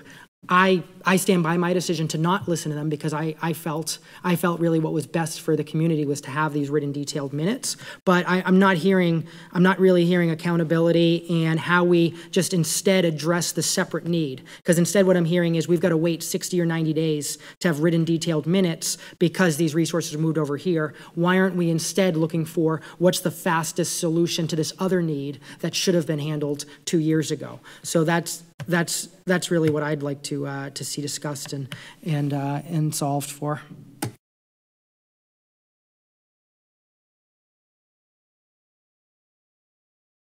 Is there anyone in the public? Yes, ma'am, please come forward.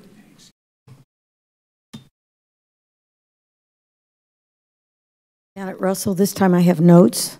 First of all, I'm not going to live forever, so I'm tired of being the minutes. People call me all the time and say, do you remember what happened with this? I have a really good memory, And I don't take notes and I don't have a cell phone. It's all up here. So that's kind of a joke because I'm not going to live forever. However, I have a friend who is an attorney, and I asked her about this situation, and she referred me to the GMA handbook. And best practices in the GMA handbook are that you should be having written minutes, transcripted, whatever you want to call them. That said, she referred me to, you're worried about staff, you're worried about money. She does depositions all the time, and they're done with her telephone and an app. And within 1 hour, the app has recorded it and printed it in a transcribed form. 1 hour. Now, that said, the cost is 1.5 cents to 2.5 cents per word. Doesn't sound too cost prohibitive to me. It just approved $30,000 to do an opportunity zone thing. So it seems to me you're all beating the bushes because you really don't want this transcribed or transparent. We've watched the lights dim in this city as far as transparency goes. The entire month of December, just as an aside, there was not one notice down by the door where you come in to security notifying us of any public meetings. Not one. Now, they may have been on a website, but if you didn't have a computer, you had no idea that there was a meeting. And we had no library. It was like living in a third world country. So no information about public meetings, no library, and now you're talking about this. It's since March of 2018. We're talking almost 2 years, not 1 year, 2 years.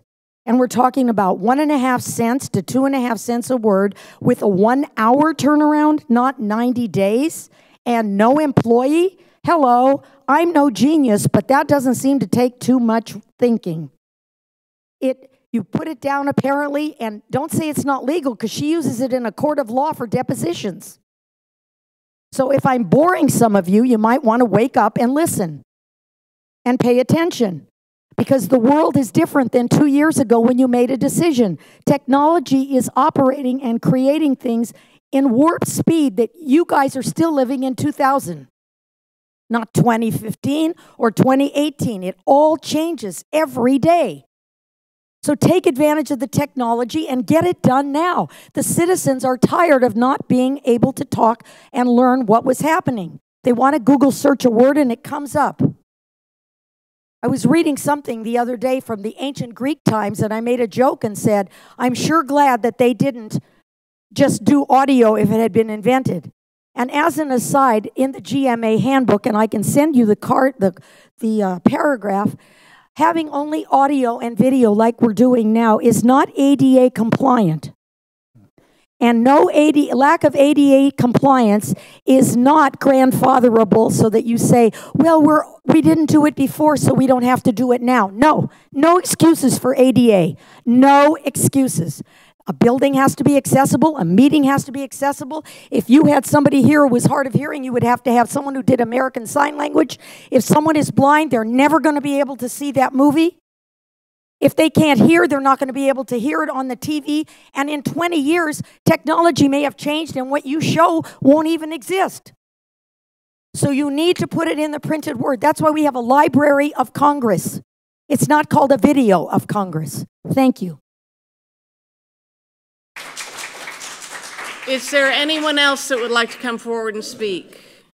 Yes, ma'am.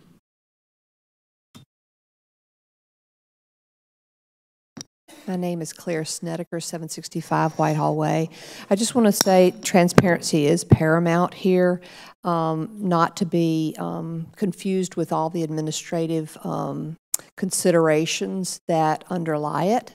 And I would say that the thing that's been most lost in my research is the following of an initial motion to the ultimate motion, and all the changes and provisions and thoughts, and I'll say the accountability of those individuals in that process. It can't be easily determined through all the audios. There's just not a way to accomplish the same sort of research and understanding of what happened. And at times I have found motions made with the motioner and the seconder, and then the motion actually is different than it started because there were changes, and those are not cataloged anywhere in the brief minutes. So I think there is a lot that's been lost, and I do applaud all efforts to make transparency paramount again in Roswell. Thank you. Thank you. Yes, ma'am, please come forward.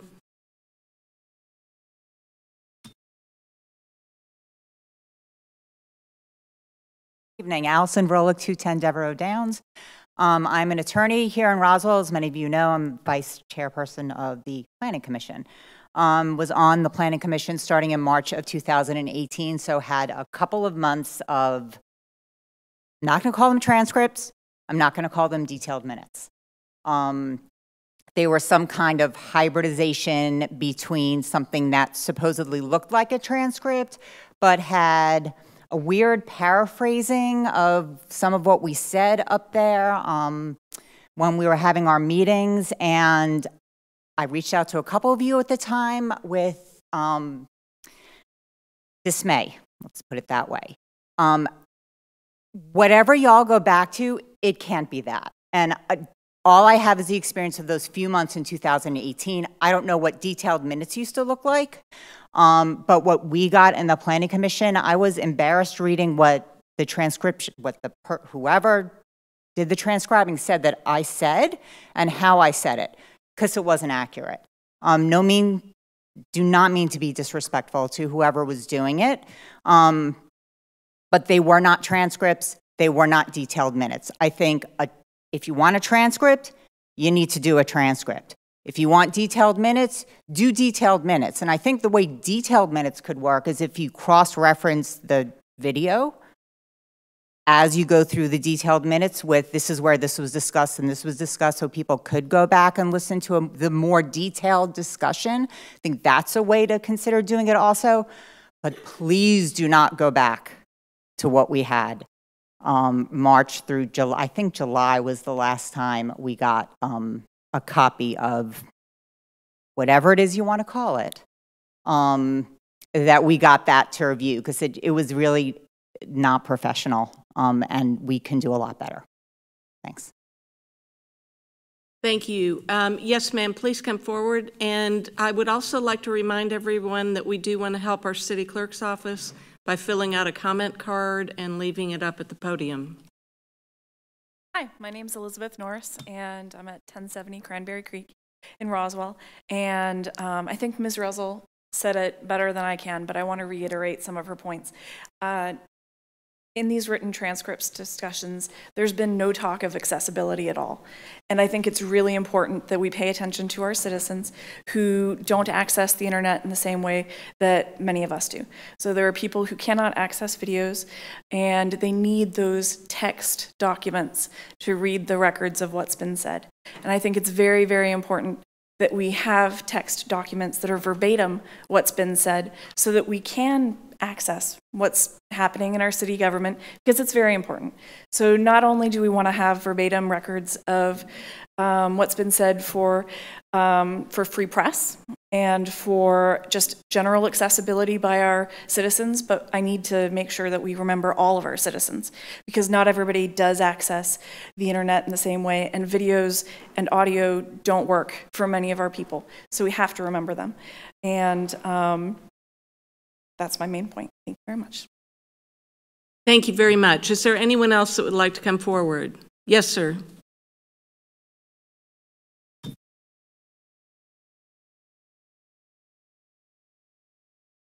Jason Yowell. I just can't help but wonder if someone were to listen to the debate that went on among council, if someone were to say, what year do you think this took place in? I don't think they'd guess 2020. They'd guess 19-something.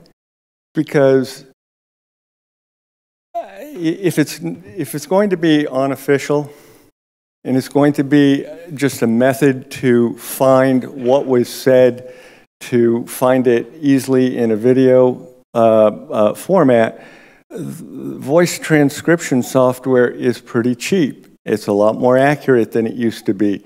And yes, it may not get everything absolutely down to perfection, but close enough for an unofficial transcript to be searchable and then collatable with a video.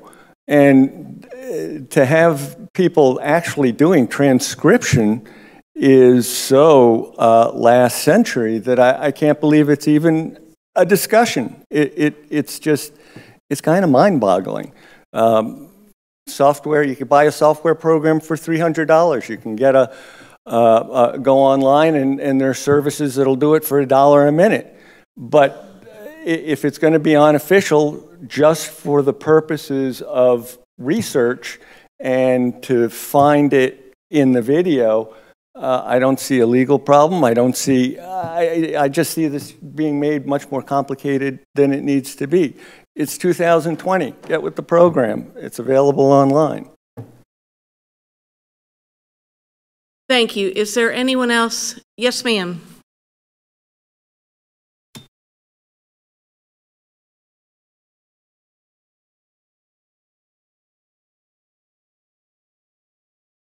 I'm Karen Parrish.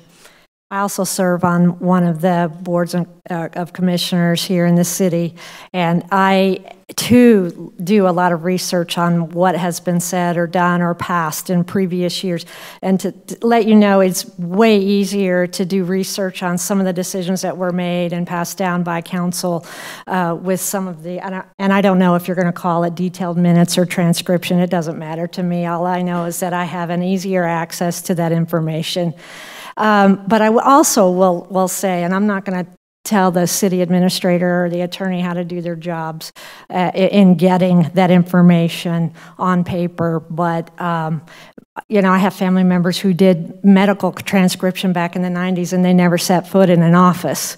My husband is an executive for a company in Washington, D.C., and he works primarily here in Atlanta out of our basement and also travels all around the world working for that company. I don't think that office space is to do transcription or detailed minutes is that big of a hindrance for getting that kind of service for the residents. So those are my 2 cents. Thank you.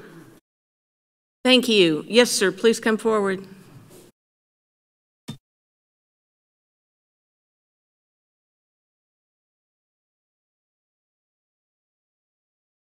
My name is Brian Truxillo, resident of Roswell here. I want to just echo what so many people have said thus far about using the, excuse me, the voice-to-text technology. I mean, it's all like right here. And I did not realize that this was so effective that it can stand a deposition legal challenge in that regard. To me, that's the high watermark. That's the highest bar. And if it's acceptable for a deposition, then what's discussed here is going to absolutely be covered by that sort of thing. Is it going to be perfect? No. We know that someone can do a quick read through it and see if syntax makes no sense at all, or do a quick correction. But I would certainly trust that more than I would a summation, however well intended, about what was said. So my encouragement to all of you is just initiate this to where talk to text becomes the method that will be done. And 60, 90 days, maybe 30 to 45 days. I mean, it should not take very long to get that implemented. So, thank you. Thank you, sir. Is there anyone else that would like to come forward and speak? Seeing no more hands up, I'll bring it back to council. Additional comments from council? Yes, Councilmember Judy. So this was a prime example of why I wanted to go to committee. Everybody's got an opinion on this. I agree with the voice-to-text option. There's a lot of different options on how to get this done. And instead of, you know, going through all this evening, let's put all the options on the table and choose what's best. Now that we're here and we're an hour and a half into this, I'd like to come up with some type of direction for staff or defer this to committee, because it seems like there is a lot of different ideas. And, you know, I do support the unofficial transcriptions of service to citizens. And I'd just like for us to clarify what this is, because as you just heard from the citizens, there's a lot of different options out there, and I don't think we're any closer to what we're actually going to do at this point.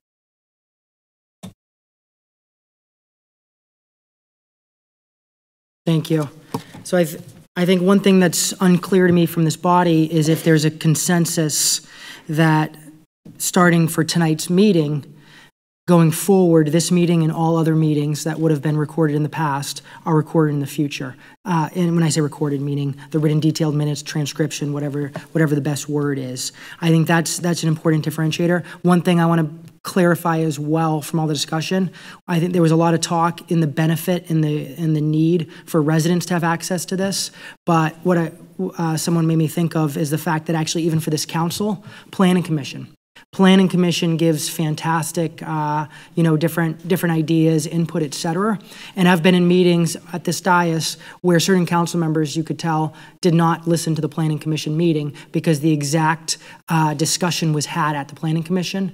And so with it, I listened to it, and I hope all elected officials will be listening to those meetings. But at the end of the day, just as it's easier for residents to read through some even approximate unofficial text, it's the same thing for council members as well. And even if you listen to it, it's helpful to have the written part as well. So I guess what I want to see and I want to hear is that tonight we're going to vote that starting with tonight's meeting and going forward, that all meetings will have the transcription, written detailed minutes, whatever the wording is, and staff I'm supportive of staff ultimately deciding the space, the process, technology, whatever that might be. I just want to make sure we're not delaying this and saying, you know, a decision will be made in 90 days, and starting in 90 days or 120 days, we'll start having the ability to actually search the writings. And so I want to make sure that's immediate.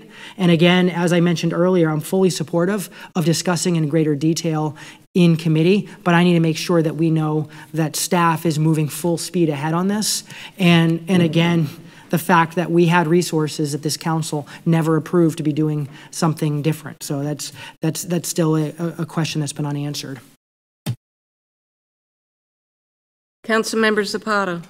So I'm getting ready to make a motion, Mayor, and I just want to clarify, it's not many options that we hear today here. It's two options. It's either person in front of the computer typing from the audio, from the voice to text, or you do it online or any electronic service of text to, voice to text. So it's not many. Maybe it's many companies who does text to voice to text service, but it's two, at the end of the day, it's only two options. Either person in front of the computer typing or electronic service who provide all very accurate. And actually, if you look into PC Magazine, you have a list of different companies who does this service, and they will even rank by the level of accuracy. 98% accuracy, 86% accuracy, the cost, and it's very simple. So it's not that complicated. It's only two options. So, and those two options, staff have to figure out. Once we give the direction that we want to reinstate this, it's up to staff and the city administrator to decide what is the best way to keep producing and continue producing the detailed written transcripts. So whenever the mayor decide, I'm ready to make a motion. Well, and let me make an additional comment, because I'm very concerned. When we say we are going to do detailed minutes of this meeting tonight, I'm uncomfortable with that. And I'm uncomfortable with the position that puts our staff in. Even if you give them 2 weeks, or the next mayor and council meeting will start, and all the boards and commissions after that, it gives staff time to ramp up. And let me just say this, and this is why I'm concerned about this. We have a very good professional staff that is doing a great job, and we are asking them to go back to do something they've done before, and they've done a great job with it in the past. But to drop this on staff members at 20 till 10 o'clock in the evening, that now this meeting and going forward, all of these meetings will be transcribed or detailed minutes, whatever verbiage you want to use. I just have an issue with that, and I'm strongly opposed to it. They need a little time to ramp up. Don't go with 90 days. Don't go with 60 days. 30 or less, but to say it tonight, I think that's irresponsible on our part, and I don't think that we're respecting our professional staff when we make decisions like that. So I would strongly suggest that we give them some time to ramp up. I understand if you can't go 60, 90 days, I get that. That's your position. I'm much more lenient with something like that. I just want to get it back. I want to get it done, and I want to get it done right, and I don't want to place too great of a burden on staff by telling them that they need to start transcribing these minutes tonight. And then when are you expecting to have them on your desk? So having said that, yes, Councilmember Wilsey. Yes, I'd like to offer a compromise, and that is that we move tonight to reinstate written minutes. And we discuss the details in committee tomorrow. I think we still have a lot of unanswered questions, but I think that is taking a proactive action that commits council, and it also gives us time to discuss some of the details and some of the nuances and variations that have been discussed and brought up by the residents tonight.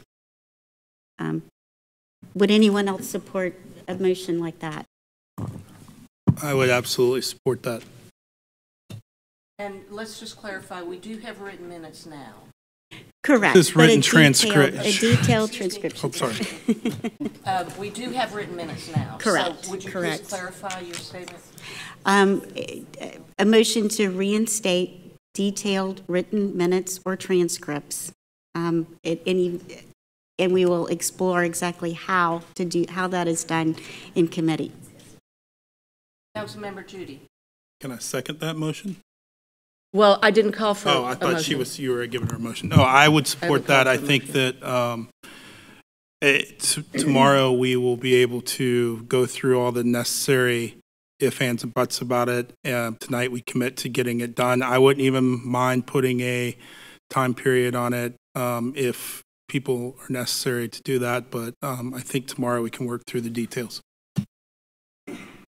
Councilmember Zapata. Actually, just here, a great point here, like, if we produce for today, doesn't mean they have to be in the next 6 hours in our desk. We can start, we never have this in 6 hours in our desk. So producing today doesn't mean they have to be right there tomorrow morning in our desk. So this means that we are going to, after staff decide which way will be the best to start producing them again, then they start producing from today. But, I'm also willing to compromise. I don't know if Councilmember, I guess Palermo was saying with this meeting, I don't know if we're willing to compromise here, say, okay, in the next 2 weeks, starting in 2 weeks from today, we'll reinstate them, and then they have 2 weeks staff to find options, and then doesn't mean that the 2 weeks and 1 day have to be on top of our desk. So, because they never did that, it was never this case in the past. We never have it the next day. The detailed transcription on our desk. Anyway, so in order to compromise, I say give them 2 weeks, and after, not this meeting, but the following meeting, start producing the unofficial written detailed transcriptions. It's something that, could be. I would second that motion. Excuse me, you have not been recognized. Thank you, Councilmember Zapata. So basically, you're saying that we would start 2 weeks, the council meeting in 2 weeks, and then all boards and commission meetings following that date. Councilmember Judy? Did we do all boards and commissions beforehand? Yes. Detailed written transcription? Right. They were done, but they were done by different offices. We did the mayor and council. Then we did take over committee minutes, in which we had to hire somebody else to help us do those. All boards and commissions were done through the community development department. So I think my point is I could support what we were doing before, but if we're adding work to their plate without a discussion in committee, I think that's really tough. I think we really need to discuss in committee if we're going to do the detailed written transcription of boards and commissions as well, because that's going on the city clerk's plate now if we pass it the way we're passing tonight. This is the reason I'm, again, a lot of questions. Let me say boards and commissions were done before. I do not support taking any resources away from our clerk's office, but like I said, that's up to our staff on how they want to allocate or reallocate resources to get that done. But it was done before, and it's my understanding that Councilmember Zapata wants to go back to the way it was done before, with the addition of the written official minutes, and then it would start 2 weeks from today, the council meeting, and then the boards and commissions would follow that. Councilmember Wilsey. Yes, I just want to point out again, I think we have several different formats that are being discussed, and I think that's something that, we need to look at and say, this is the option that we want to pursue, and then discuss in committee how we pursue that option. So, again, I do think there's a lot of details that need to be discussed that we can't completely move ahead with the action tonight. But we can move ahead with the intention, I believe. Well, and I firmly believe that, for almost 20 years, we did it the way that was taken away about a year ago. And if we just simply move back to that, If it, over time, is not working well for us, we think we need to adjust it. I don't have any issue with that. Councilmember Palermo. Thank you, Mayor Henry. Yes, I think it is important to absolutely understand that this is not adding anything that we did not have beforehand, and also it's something where just as we talked a lot about in the clerk's office, resources being reallocated, it'd be helpful to understand the community development organization on what resources they used for those services.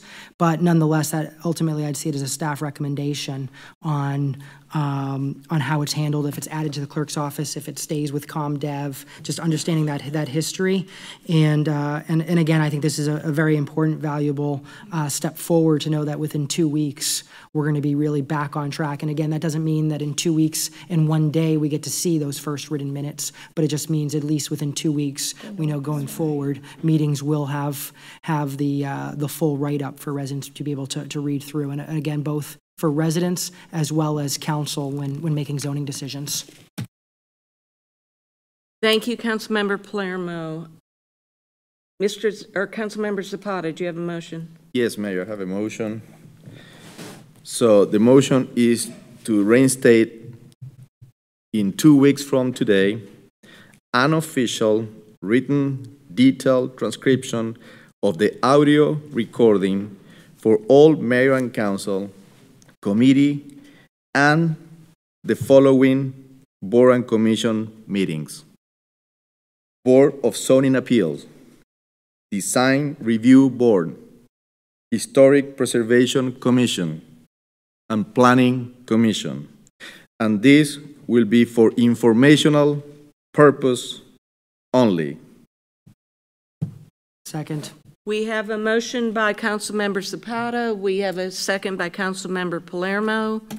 All those in favor, please raise your hands. And it's Zapata, Hall, Tizer, Wilsey, and, oh, it's unanimous. Thank you all very much.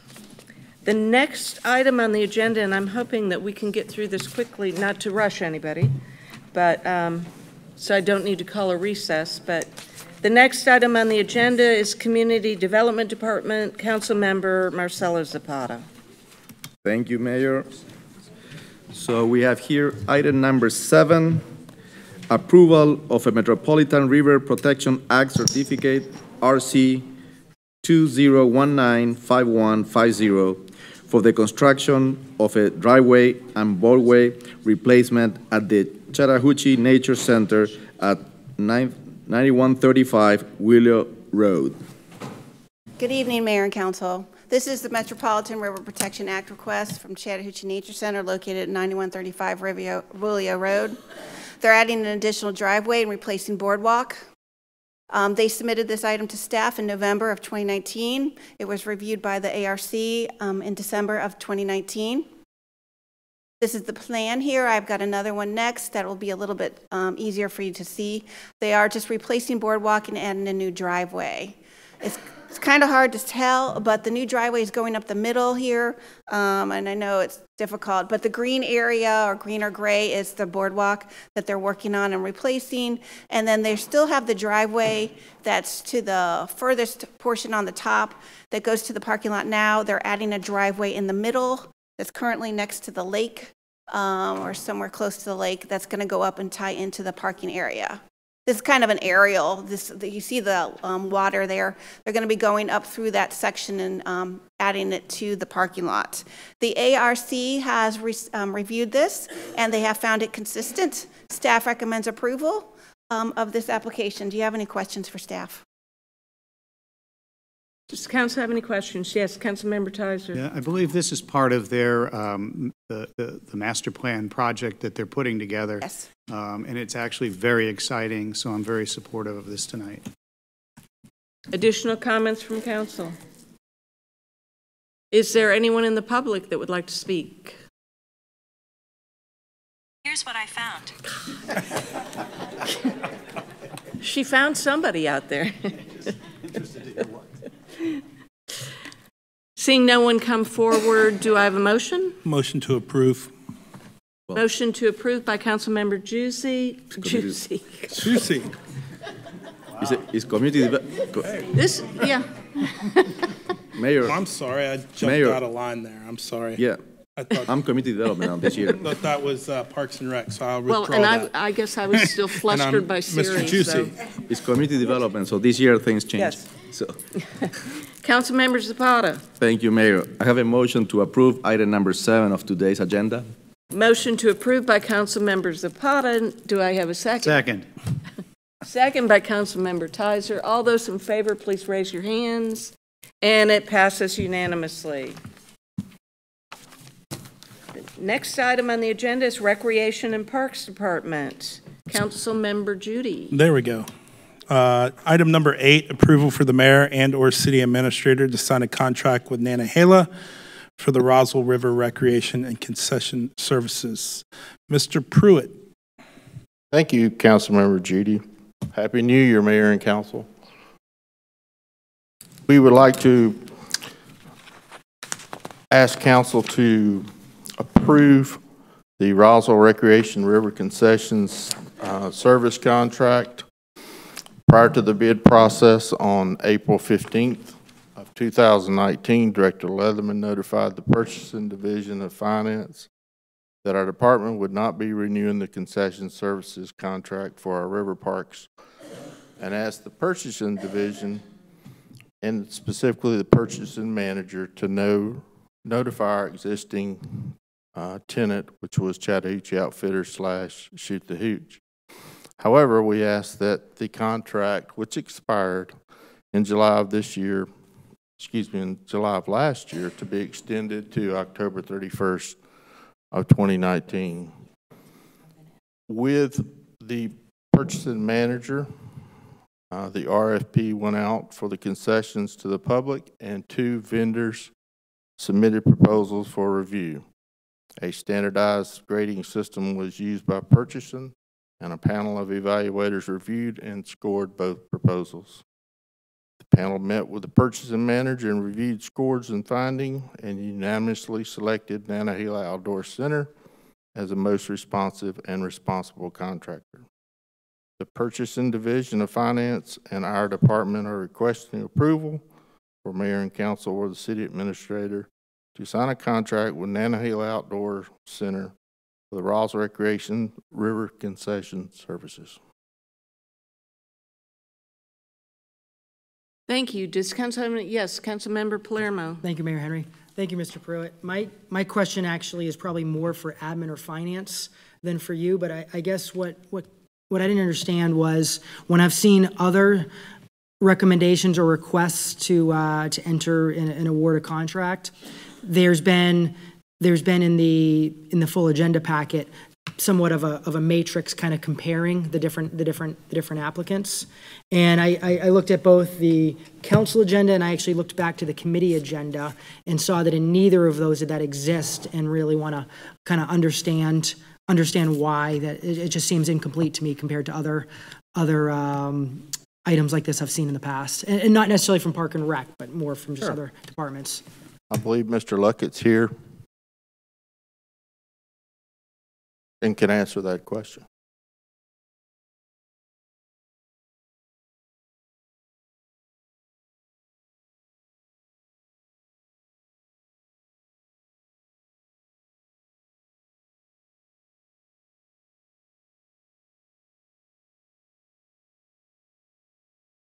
Good evening, Mayor and Council. So it's my understanding, and I apologize, that was not included in the committee packet. It was produced, and we do have it. So I wasn't aware of that, but it is available, and we can provide that if you need it. So. That's something I definitely would like to see. Understanding if I understand correctly, there were 5 interested parties representing 3 companies that attended. So just really understanding kind of just the comparison, just as you've provided for other items like this. Sure. So there were 2 companies that provided proposals, and basically as we go through the RFP process, we kind of set a baseline. So we have pass-fail criteria, and then if you get beyond the pass-fail criteria, then you're evaluated on other criteria on a percentage basis. For these two respondents, only one of those, which was Nantahala, got past the pass-fail mark. And the primary reason for that is they were the only ones that had had at least 3 similar contracts in the last 5 years. So with that, they were really the only ones that were available to be evaluated. The other company, Shoot the Hooch, was deemed non-responsive because they were not able to meet that criteria. I guess that gives me some hesitation, given the fact that I completely understand the benefit of having 3 similar contracts compared. I could see that being advantageous. But when we have someone that or a company that we've witnessed is able to fulfill these services, unless that's not the case. But from my understanding, we've witnessed they are able to fulfill these services. Then I just get a little hesitant knowing that this was something that prevented them from even being compared. And as RFPs are developed, we work with the departments to develop the criteria they're going to be evaluated on, the specifications that are needed.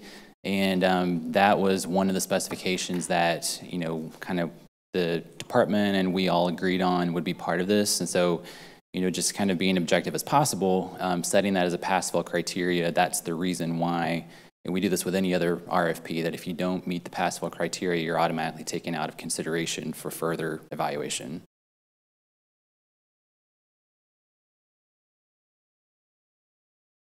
Councilmember Zapata.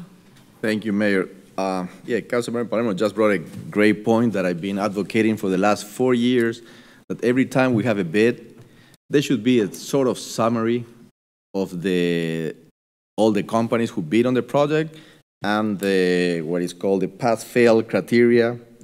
What is the criteria? So we need to understand what was the criteria used. So I think it's very important, not only for this item, but for any items, and this is something I've been repeating for the last 4 years, the importance of having more than one page here to make decisions. So especially when there is a bid involved in here. So then, I have the same question, what was the pass-fail criteria provided in the solicitation? Question number 1. Question number 2, who was on the evaluation committee that is mentioned here? And question number 3, what was the concession fee? One offered 7%, and I would like to know what was offered by the other company, because what I say here is the current contractor provides a 5% concession fee. Is this something that they used to pay fee, or is something that they really propose on the new bid moving forward? So that is what is so relevant, to have this summary of comparison of bids that make it all of us much easier decision and more clear about all these criteria taken into consideration to assign a bid to a company, not in this, but not also on this, but in any other bidding process. Additional comments from council? Is there anyone in the public that would like to come forward and speak? Yes, sir.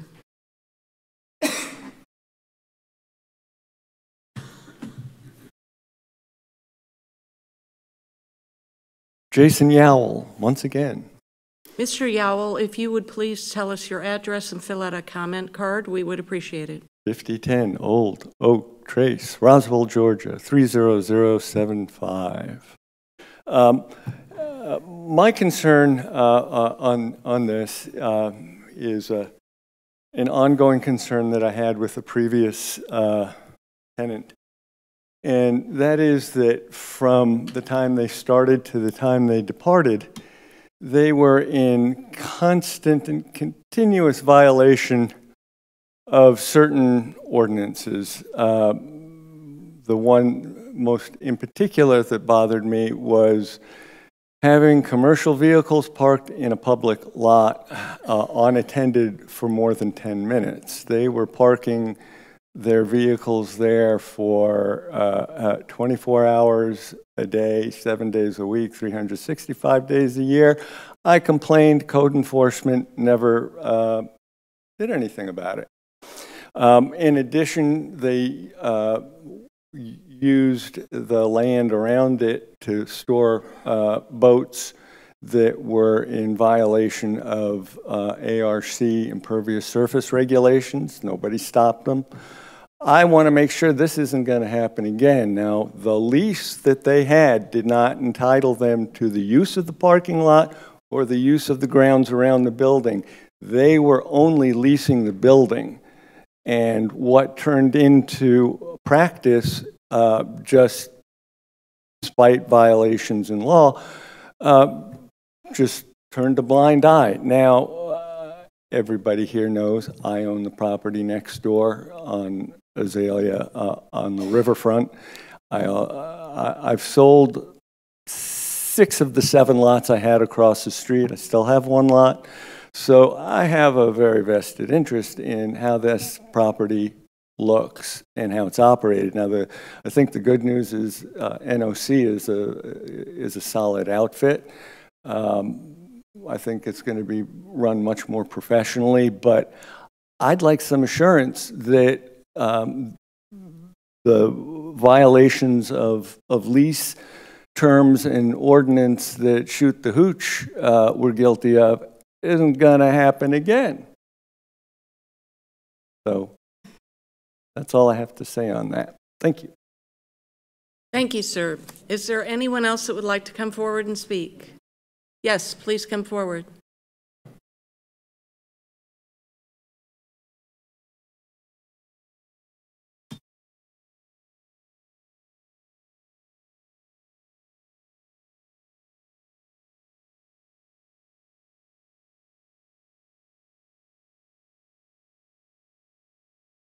Thank you, Mayor and Council. My name is Barbara Russell, and I've been a manager at Shoot the Hooch, Chattahoochee Outfitters. Ms. Russell, please give us your name and address and then fill out a comment card. We would appreciate it. I have filled out a card, and my name again is Barbara Russell, and I live at 3 Ivy Chase, Atlanta 30342. And we have had the contract renewed for 18 years. And during this time, the only thing we had to have were references from other entities and people that rented from us. And among those references were the Chattahoochee Nature Center, the Special Olympics, Cottage School, Lovett School, several other high schools in the neighborhood, and some special customers. People who appreciated our time and our patience in getting their children acclimated to being on the river and over their fears. An elderly gentleman that came every Sunday to kayak, and our staff treated him like royalty and made sure he was safe, as we do with all customers. And this was the first RFP that was presented to us for bid, where we were required to have 3 similar community-type relationships. And unfortunately, we had 2, and we used the National Park Service as a 3rd one, but that was disqualified. They said that was an authorization and not a relationship. So because we didn't have a 3rd one, we were disqualified. And in my lifetime, I've never been disqualified from anything that I've applied myself to. So from a personal standpoint, it was something that I had a hard time dealing with. But I just hope that you would find it to Roswell's advantage to give us another opportunity. Thank you. Thank you. Is there anyone else that would like to come forward and speak? Yes, please come forward.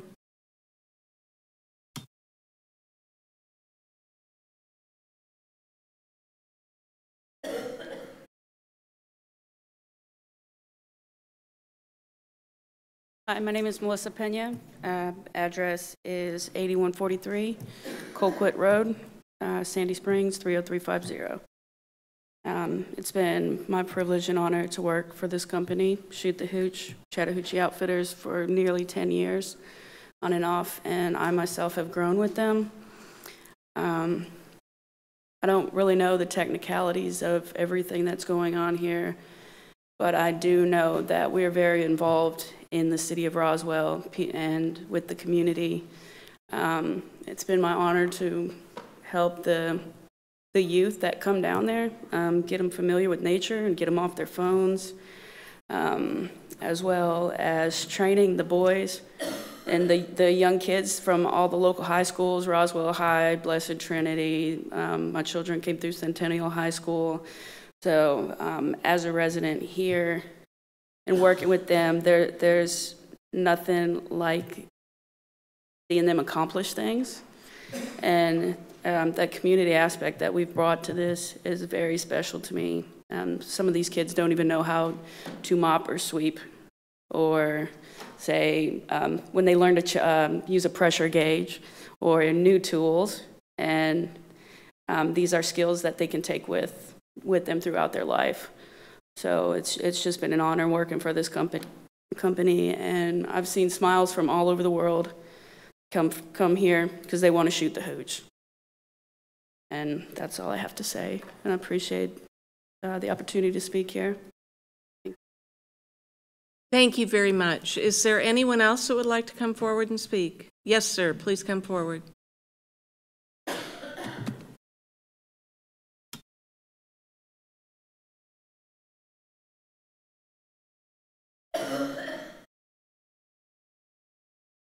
My name's Bill Odre. I own Chattahoochee Outfitters, Shoot the Hooch, and I appreciate your time. I was so glad to hear you guys talk about money, talk about Sir, if you would give us your address. I put on the card, Bill Odre, 9755 Roberts Drive, Sandy Springs, Georgia, 30350, a site that you're trying to get from me to put your bridge across the river. So anyway, what's happening is when you were talking about money, transparency, and also the process really didn't work. The way they set up the bid, it was basically one-sided. And I just want to go to where I am with this. I'm speaking tonight about the proposal toward the Chattahoochee River concession to Nantahala Outdoor Center, NOC, a newcomer that has no idea what to do with our part of the river. Chattahoochee Outfitters Shoot the Hooch has been a contract for 18 years, every year multiple. So when they set on the contract and you disqualified us, every year we were qualified because we were renewed every year. So we were qualified. Roswell staff declared Chattahoochee Outfitters Shoot the Hooch bid to fail on a technicality that we did not provide references from a total of 3 government agencies with similar contracts.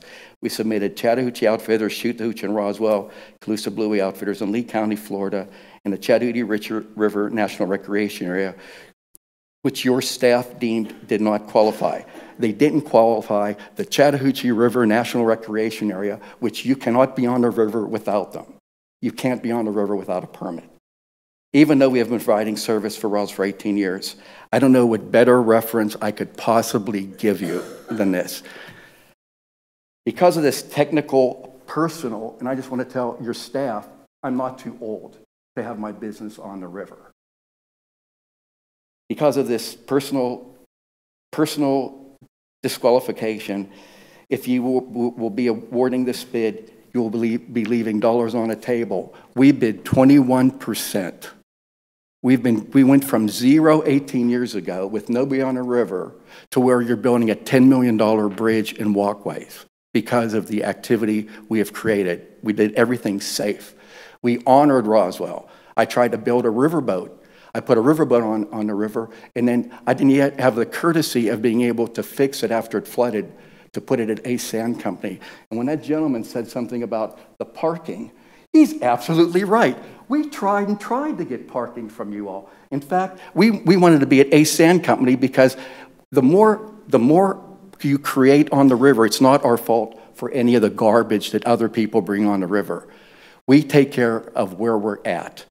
And when they did everything, the place we're at on Azalea, they were ready to tear it down. And I went with the old mayor and Morgan Rogers and said, I'm going to lay in front of the bulldozer because that's the best place to be on the river, because people that need to learn to canoe and kayak, they're going to fall into the river and they need to stand up.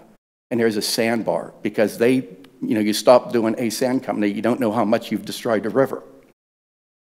But getting back to this, Shoot the Hooch, because of this technical review, Chattahoochee bid to pay the city 21% of its revenues as fee for the concession. NOC bid only 7%. Based on expected annual revenues of $600,000, that means the city will be losing $84,000. $84,000 minimum you will be losing if the bid is awarded to NOC. Is it the technicality of not having reference for multiple other cities worth $84,000 when we exclusively service Roswell? We made everything perfect. We were the ambassadors to the river. National Park Service served the city. Their staff decided what they wanted to do, but my guys put the people in the river unlike anybody else. Shoot the Hooch Chattahoochee served the Roswell by providing fun for our worldwide visitors. In 19 years working with the Chattahoochee River National Recreation Area, we have never been issued a citation or write-up for failure to comply with terms of our contract. I don't think you can find anybody. This is from Bill Cox. We didn't do anything wrong. Anything that ever happened in your park, when anybody from the park said something to us, it was immediately taken care of. But for us to get blamed for garbage from other people and no parking, etc., really wasn't fair. And I just hope you all give us a chance. And the staff has their own ideas going on. It's like you need to look at what we submitted and just check it out for yourself, because it's just not been right. And I really appreciate my life's in Roswell. That's all I can say. Thank you. Thank you, sir. Is there anyone else that would like to come forward and speak?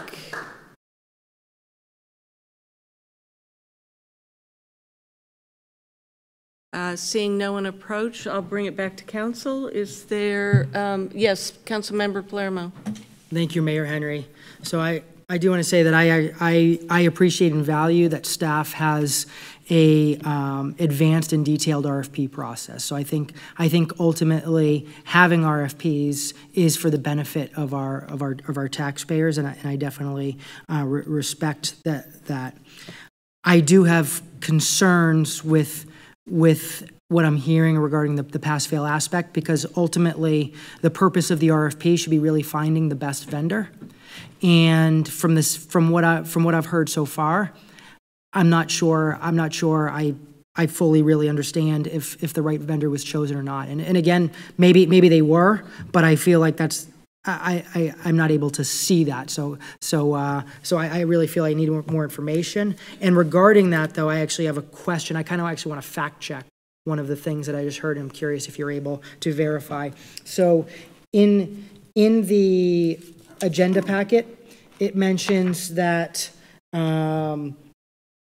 fee of 7% gross receipts to the city compared to the current contractor provides 5% concession fee. But what I heard that gentleman say was the proposal had 21%, and I just want to fact check that with you just to make sure that's accurate. Yes, that is true. The proposal that we received from Shoot the Hooch did include a concession fee of 21%, which was quite a bit more than their contract over the last 4 to 5 years that was at 5%. Thank you. So, when hearing that, I feel like, so it sounds, what I'm hearing is there's a large benefit to taxpayers if this one's chosen. That being said, I would never want to choose a provider purely for the revenue or costs. I think obviously many things have to be factored in. But again, I look at that question and coming up with the three references, and I would think the purpose is to determine, will they do a good job? Can they handle this size? Whatever those aspects might be. But what's unique here is the fact that they have been serving. So I have not been hearing details that they've not been doing a good job, and that it would be worth, $84,000 less to get a new one. And those are things that I'd want to see and understand from the RFP and the analysis. Councilmember Tizer. Thank you. I have a question for Mr. Davidson. Mr. Davidson, could you give us an idea of what our latitude here is from the purchasing process, where we stand legally, what we can and can't do, so that we can decide whether we should vote on this, defer it for more information, etc. I think it's very unclear as to what we're able to do. So the procurement process is in place to basically protect the council from itself.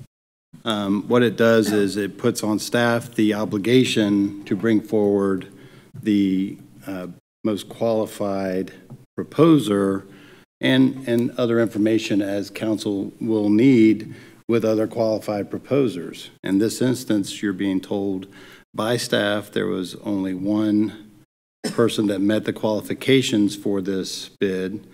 The former supplier of concession services to the city did bid. He's presented his comments here. However, you get into a dangerous territory when you start bringing in other factors into the procurement process. The city's procurement process is very intentional in the way that it excludes council from the process. You are not supposed to be included in the process because there could be some undue influence. There could be outside discussions. The applicants or the proposers are not supposed to talk to anybody on council. They're supposed to deal with the finance department, purchasing manager. There's internal quality control measures. There's people from other departments that are brought in on the committee to help oversee, to make sure there's not one bad feelings with the department or anything like that. As far as I can tell from this process, the process was followed. There were some issues, obviously, with somebody that has been dealing with the city. The purchasing manager made the determination that, or the purchasing department made the determination that there was only one qualified bidder on this. There was an appeal. It went to the purchasing manager. The purchasing manager upheld the decision. And then there was another process that could have been appealed again, which would have gone to a committee of the finance director, the city administrator, and myself, and that was never done. So the administrative process for all this was not followed, and now we're here at council, and council is getting into a process that it would be better not to get into, other than addressing future concerns. I don't think that telling staff that there's a concern with somebody that has done business with the city for a long time, we need to take that in consideration in the future. I don't have a problem with any of that, but you've been presented with the one outfit that has met the qualifications according to staff, and to question it is perfectly acceptable. However, when you start turning it to possibly interfering with the procurement, then you're getting in dangerous territory legally. Councilmember Judy. Mr. Leatherman or Mr. Pruitt, just want to ask you real quick if you're confident in the future of NOC as presented by the purchasing department and finance. Yes, sir, we are. Okay. With that being said, I'd like to make a motion when you're ready. Councilmember Zapata. Thank you, Mayor. So, back to the importance of having a summary of the RFP for mayor and council to make a decision.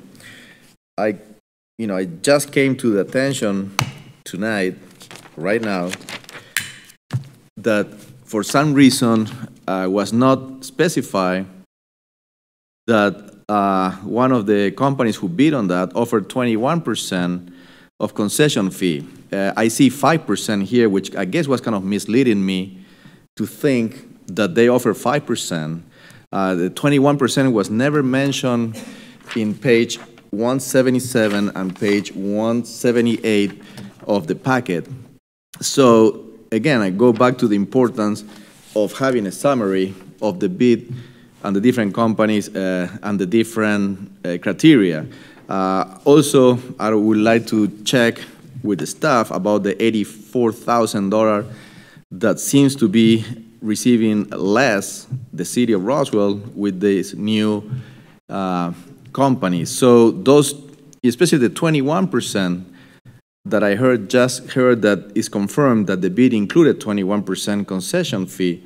I would like to know why was not included in here for mayor and council to have a little more information to make a more informed decision on these items. So I don't know if it's a possibility to given the time to defer this item and get it more clear information rather than this page and a change here, because I'm sure it was a good RFP process, no question about that, but not including all the information, necessary information for mayor and council to make a decision, I found it hard to make a decision tonight.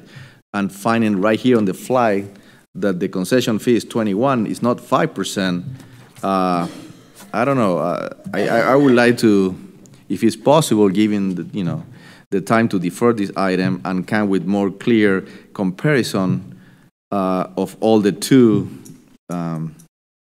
proposals.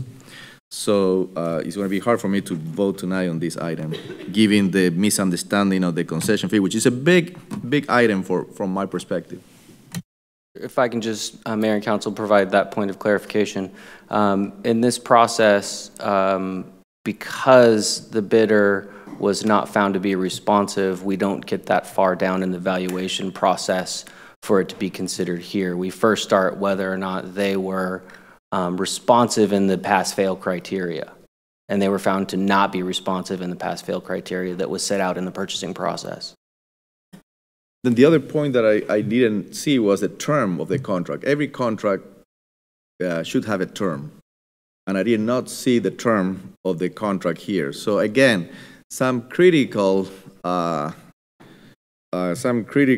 criteria for making a decision is missing here, or is incorrect state in this packet page.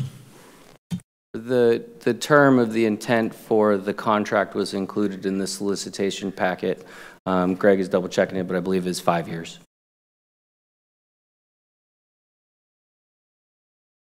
Yes, Councilmember Palermo. Thank you, Mayor Henry. So I have full confidence that staff would not recommend NOC if they did not feel that NOC would do a great job. So I'm 100% convinced NOC would do a great job. What I'm hearing is through the process, it actually looks pretty black and white to me. That there were two black and white items. There was a black and white item of, do they have 3 references, yes or no? One of them had it, one of them didn't. That's black and white, that's clear. That was an important priority.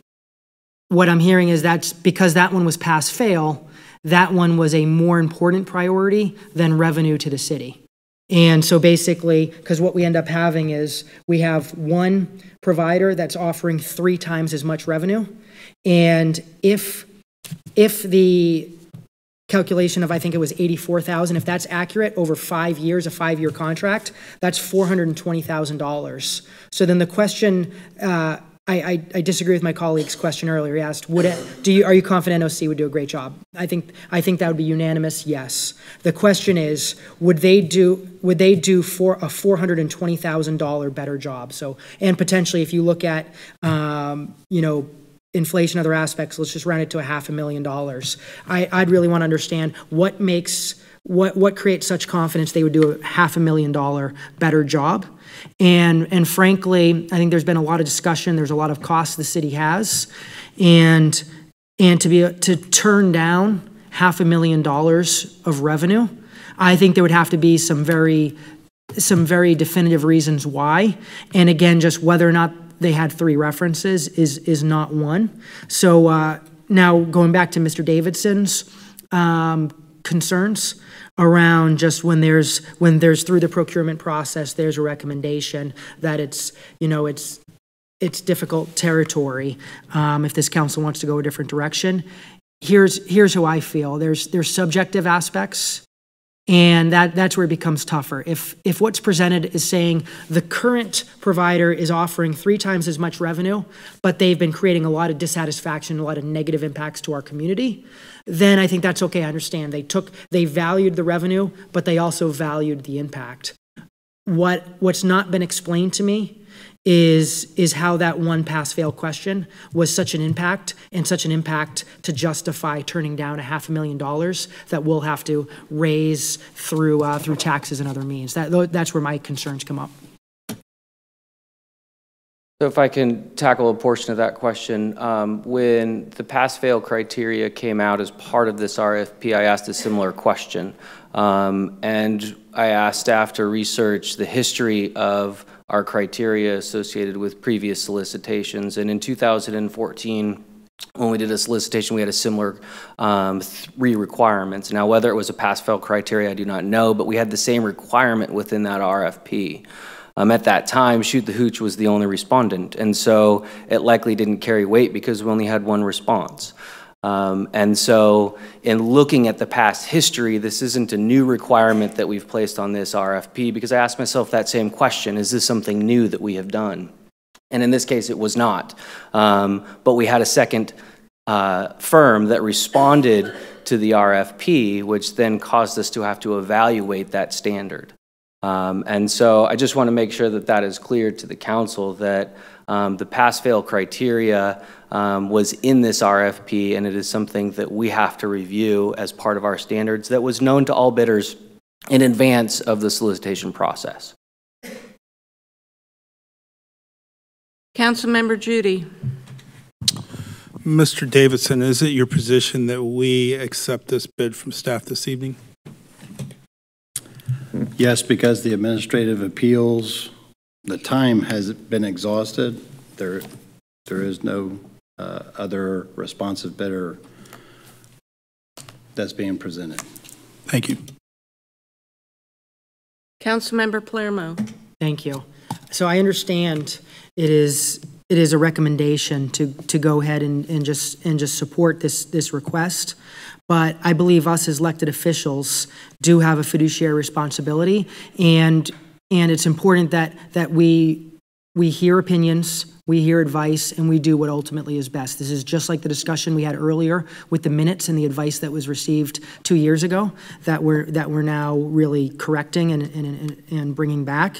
And so right here, again, I think what I'm hearing is it's black and white. It was pass-fail because of this item on 3 references. And here's the issue. That's not something that I feel justifies $500,000. If the pass-fail was insurance, that's a no-brainer. You know what? I'd love to get an extra $500,000, but they don't have the proper insurance. They should fail. But that's not what I'm hearing, and I certainly cannot vote tonight on giving up $500,000 to change vendors. If we were able to defer this and get more information and see more in the analysis, maybe we end up learning it's the right decision, but that's not what I've heard tonight. So I really think a deferral would give us the better opportunity to fight for taxpayer money. Councilmember Wilsey. Yes, thank you, Mayor. I just want to point out that $500,000 is a hypothetical $500,000 that Councilmember Palermo just came up with based on some figures. So we don't actually know that we would have received that amount. And I do have a question for Mr. Leatherman. What typically triggers the contract evaluation process, and what triggered it now and what might trigger it a year from now? As far as evaluating an existing contract? Vendors, yes.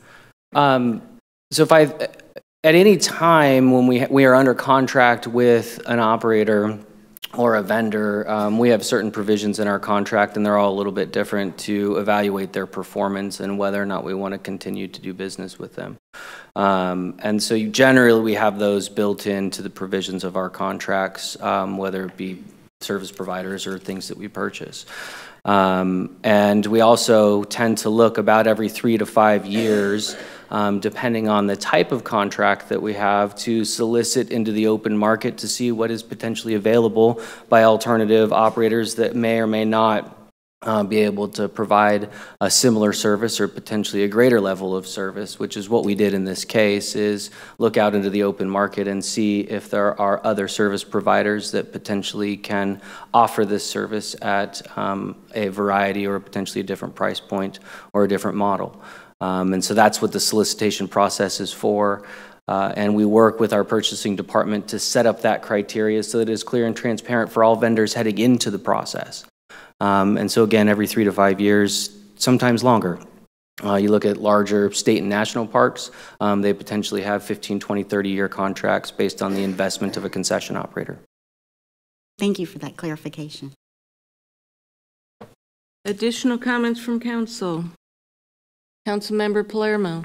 Thank you, Mayor Henry. So obviously, as I mentioned, I can't support tonight moving forward for receiving 1/3 of the revenue. And so with that, it sounds like potentially the majority of this council does support giving up that revenue. And so what I'd encourage you to do is instead of giving up really accepting only 1/3 of the revenue for 5 years, don't support it for a 5-year contract. Do it for a much shorter contract, perhaps a 1 year, because even though you'd only be getting 1/3 of the revenue, at least you're only getting 1/3 of the revenue for 1 year instead of 5. So that's something I encourage you to look at. But again, I certainly support a deferral and more analysis, but I certainly do not support moving this forward tonight. I'd like to clarify a couple of points. I would like to point out that there is a possibility that a company giving or pledging to us 5% could actually bring in more revenue than another company pledging 21%. So I think that we need to keep that in mind as well. Then a couple of other things that Mr. O'Dray brought up. We did not stop the dredging with a sand company. We kept a sand company going for many years after we purchased that property.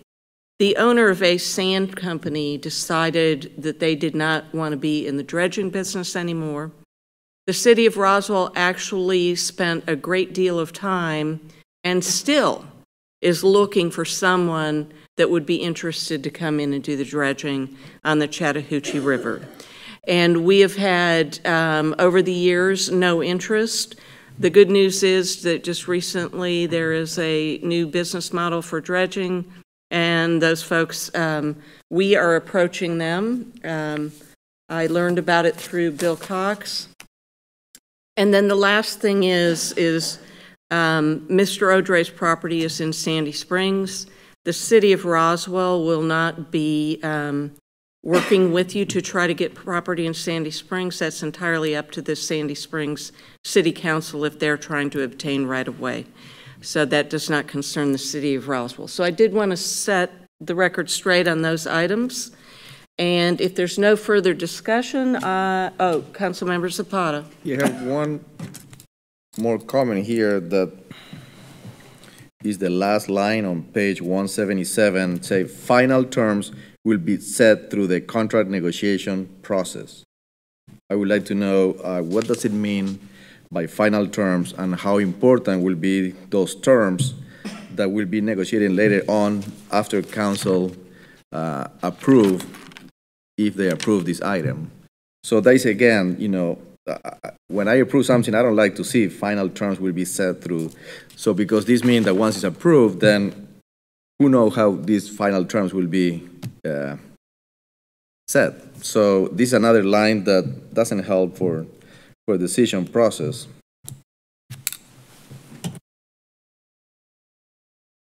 So it's with approval of the bid tonight, it allows us to have negotiations with the apparent low bidder.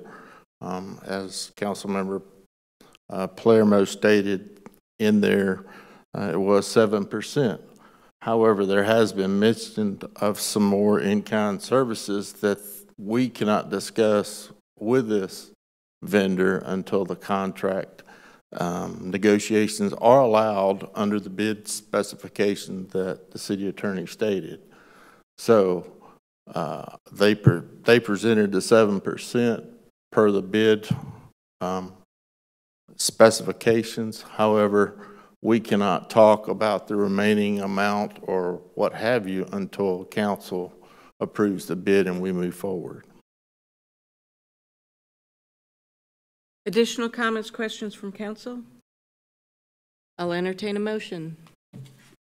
So, after hearing all this, after hearing the bid process, purchasing, city attorney stating that this is putting us in putting our procurement process in a bad situation, should we go in a different direction? I have faith in staff and the process put forward. If this process needs to be changed after this, it's something we should look at then, but this process is complete, so I motion to approve item number 8 on the agenda. We've got a motion by Councilmember Judy. Do we have a second? Second by Councilmember Wilsey. All those in favor, please raise your hands. It's Councilmember Judy, Councilmember Wilsey, Councilmember Tizer.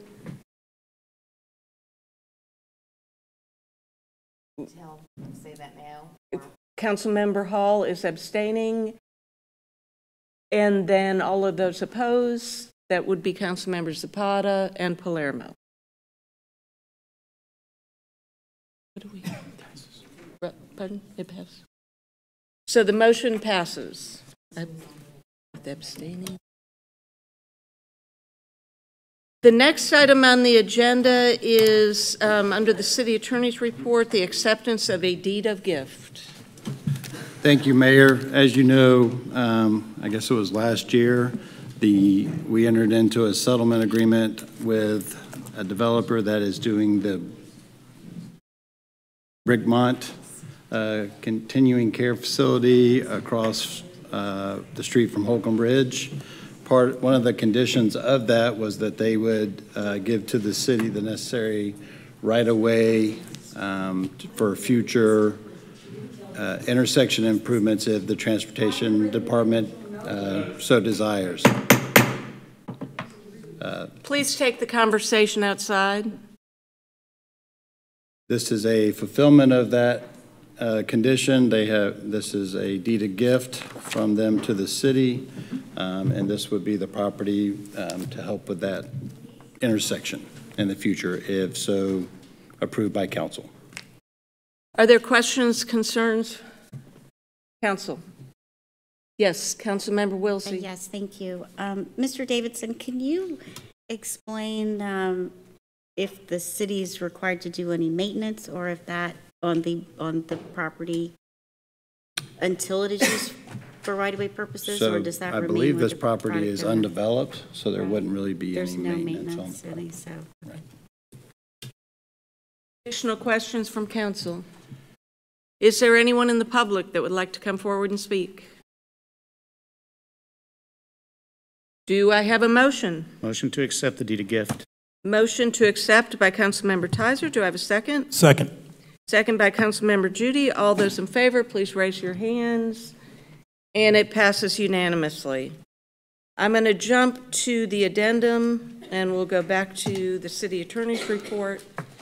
So I would like to take that to Councilmember Palermo for a public safety item. Thank you, Mayor Henry.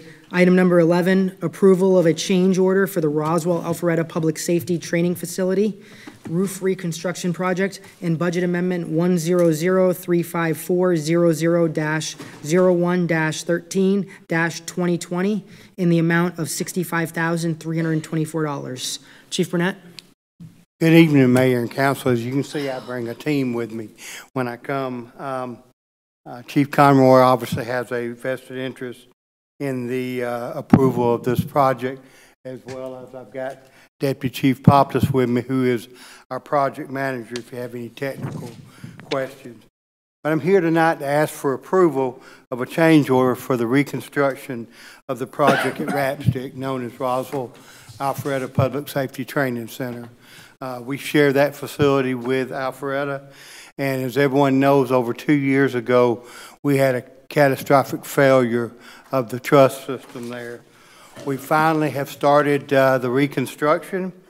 During the reconstruction phase, it was noted that the tower, which is at the front of the building, has water damage and water leakage. It was noted by rusted studs in the wall, as well as drywall damage.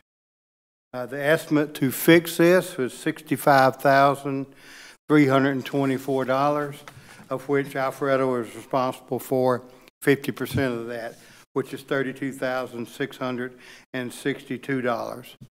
This would also put us within a 10-year warranty, the same warranty as the new roof has. Due to time restraints, we were not able to bring this to committee before bringing this to council. So I'm here tonight to ask for approval of the change order. That concludes my presentation. I'll be glad to answer any questions you may have. Chief, I'd like to clarify something. It's my understanding that removal of the tower would be more expensive than repair of the tower, correct? Yes, ma'am. Thank you. Questions from council? Is there anyone in the public that would like to come forward and speak? Do I have a motion? Motion to approve this change order. Motion to approve by Councilmember Palermo. Do I have a second? Second. Second by Councilmember Wilsey. All those in favor, please raise your hands. And it passes unanimously. Thank you. The last item, Mr. Davidson. Thank you, Mayor. The final item I have is recommendation for closure to discuss personnel, litigation, and real estate. Do I have a motion for closure? Motion for closure. Motion by Councilmember Judy. Do I have a second? Second. Second by Councilmember Wilsey. All those in favor, please raise your hands. And it passes unanimously. We are adjourned.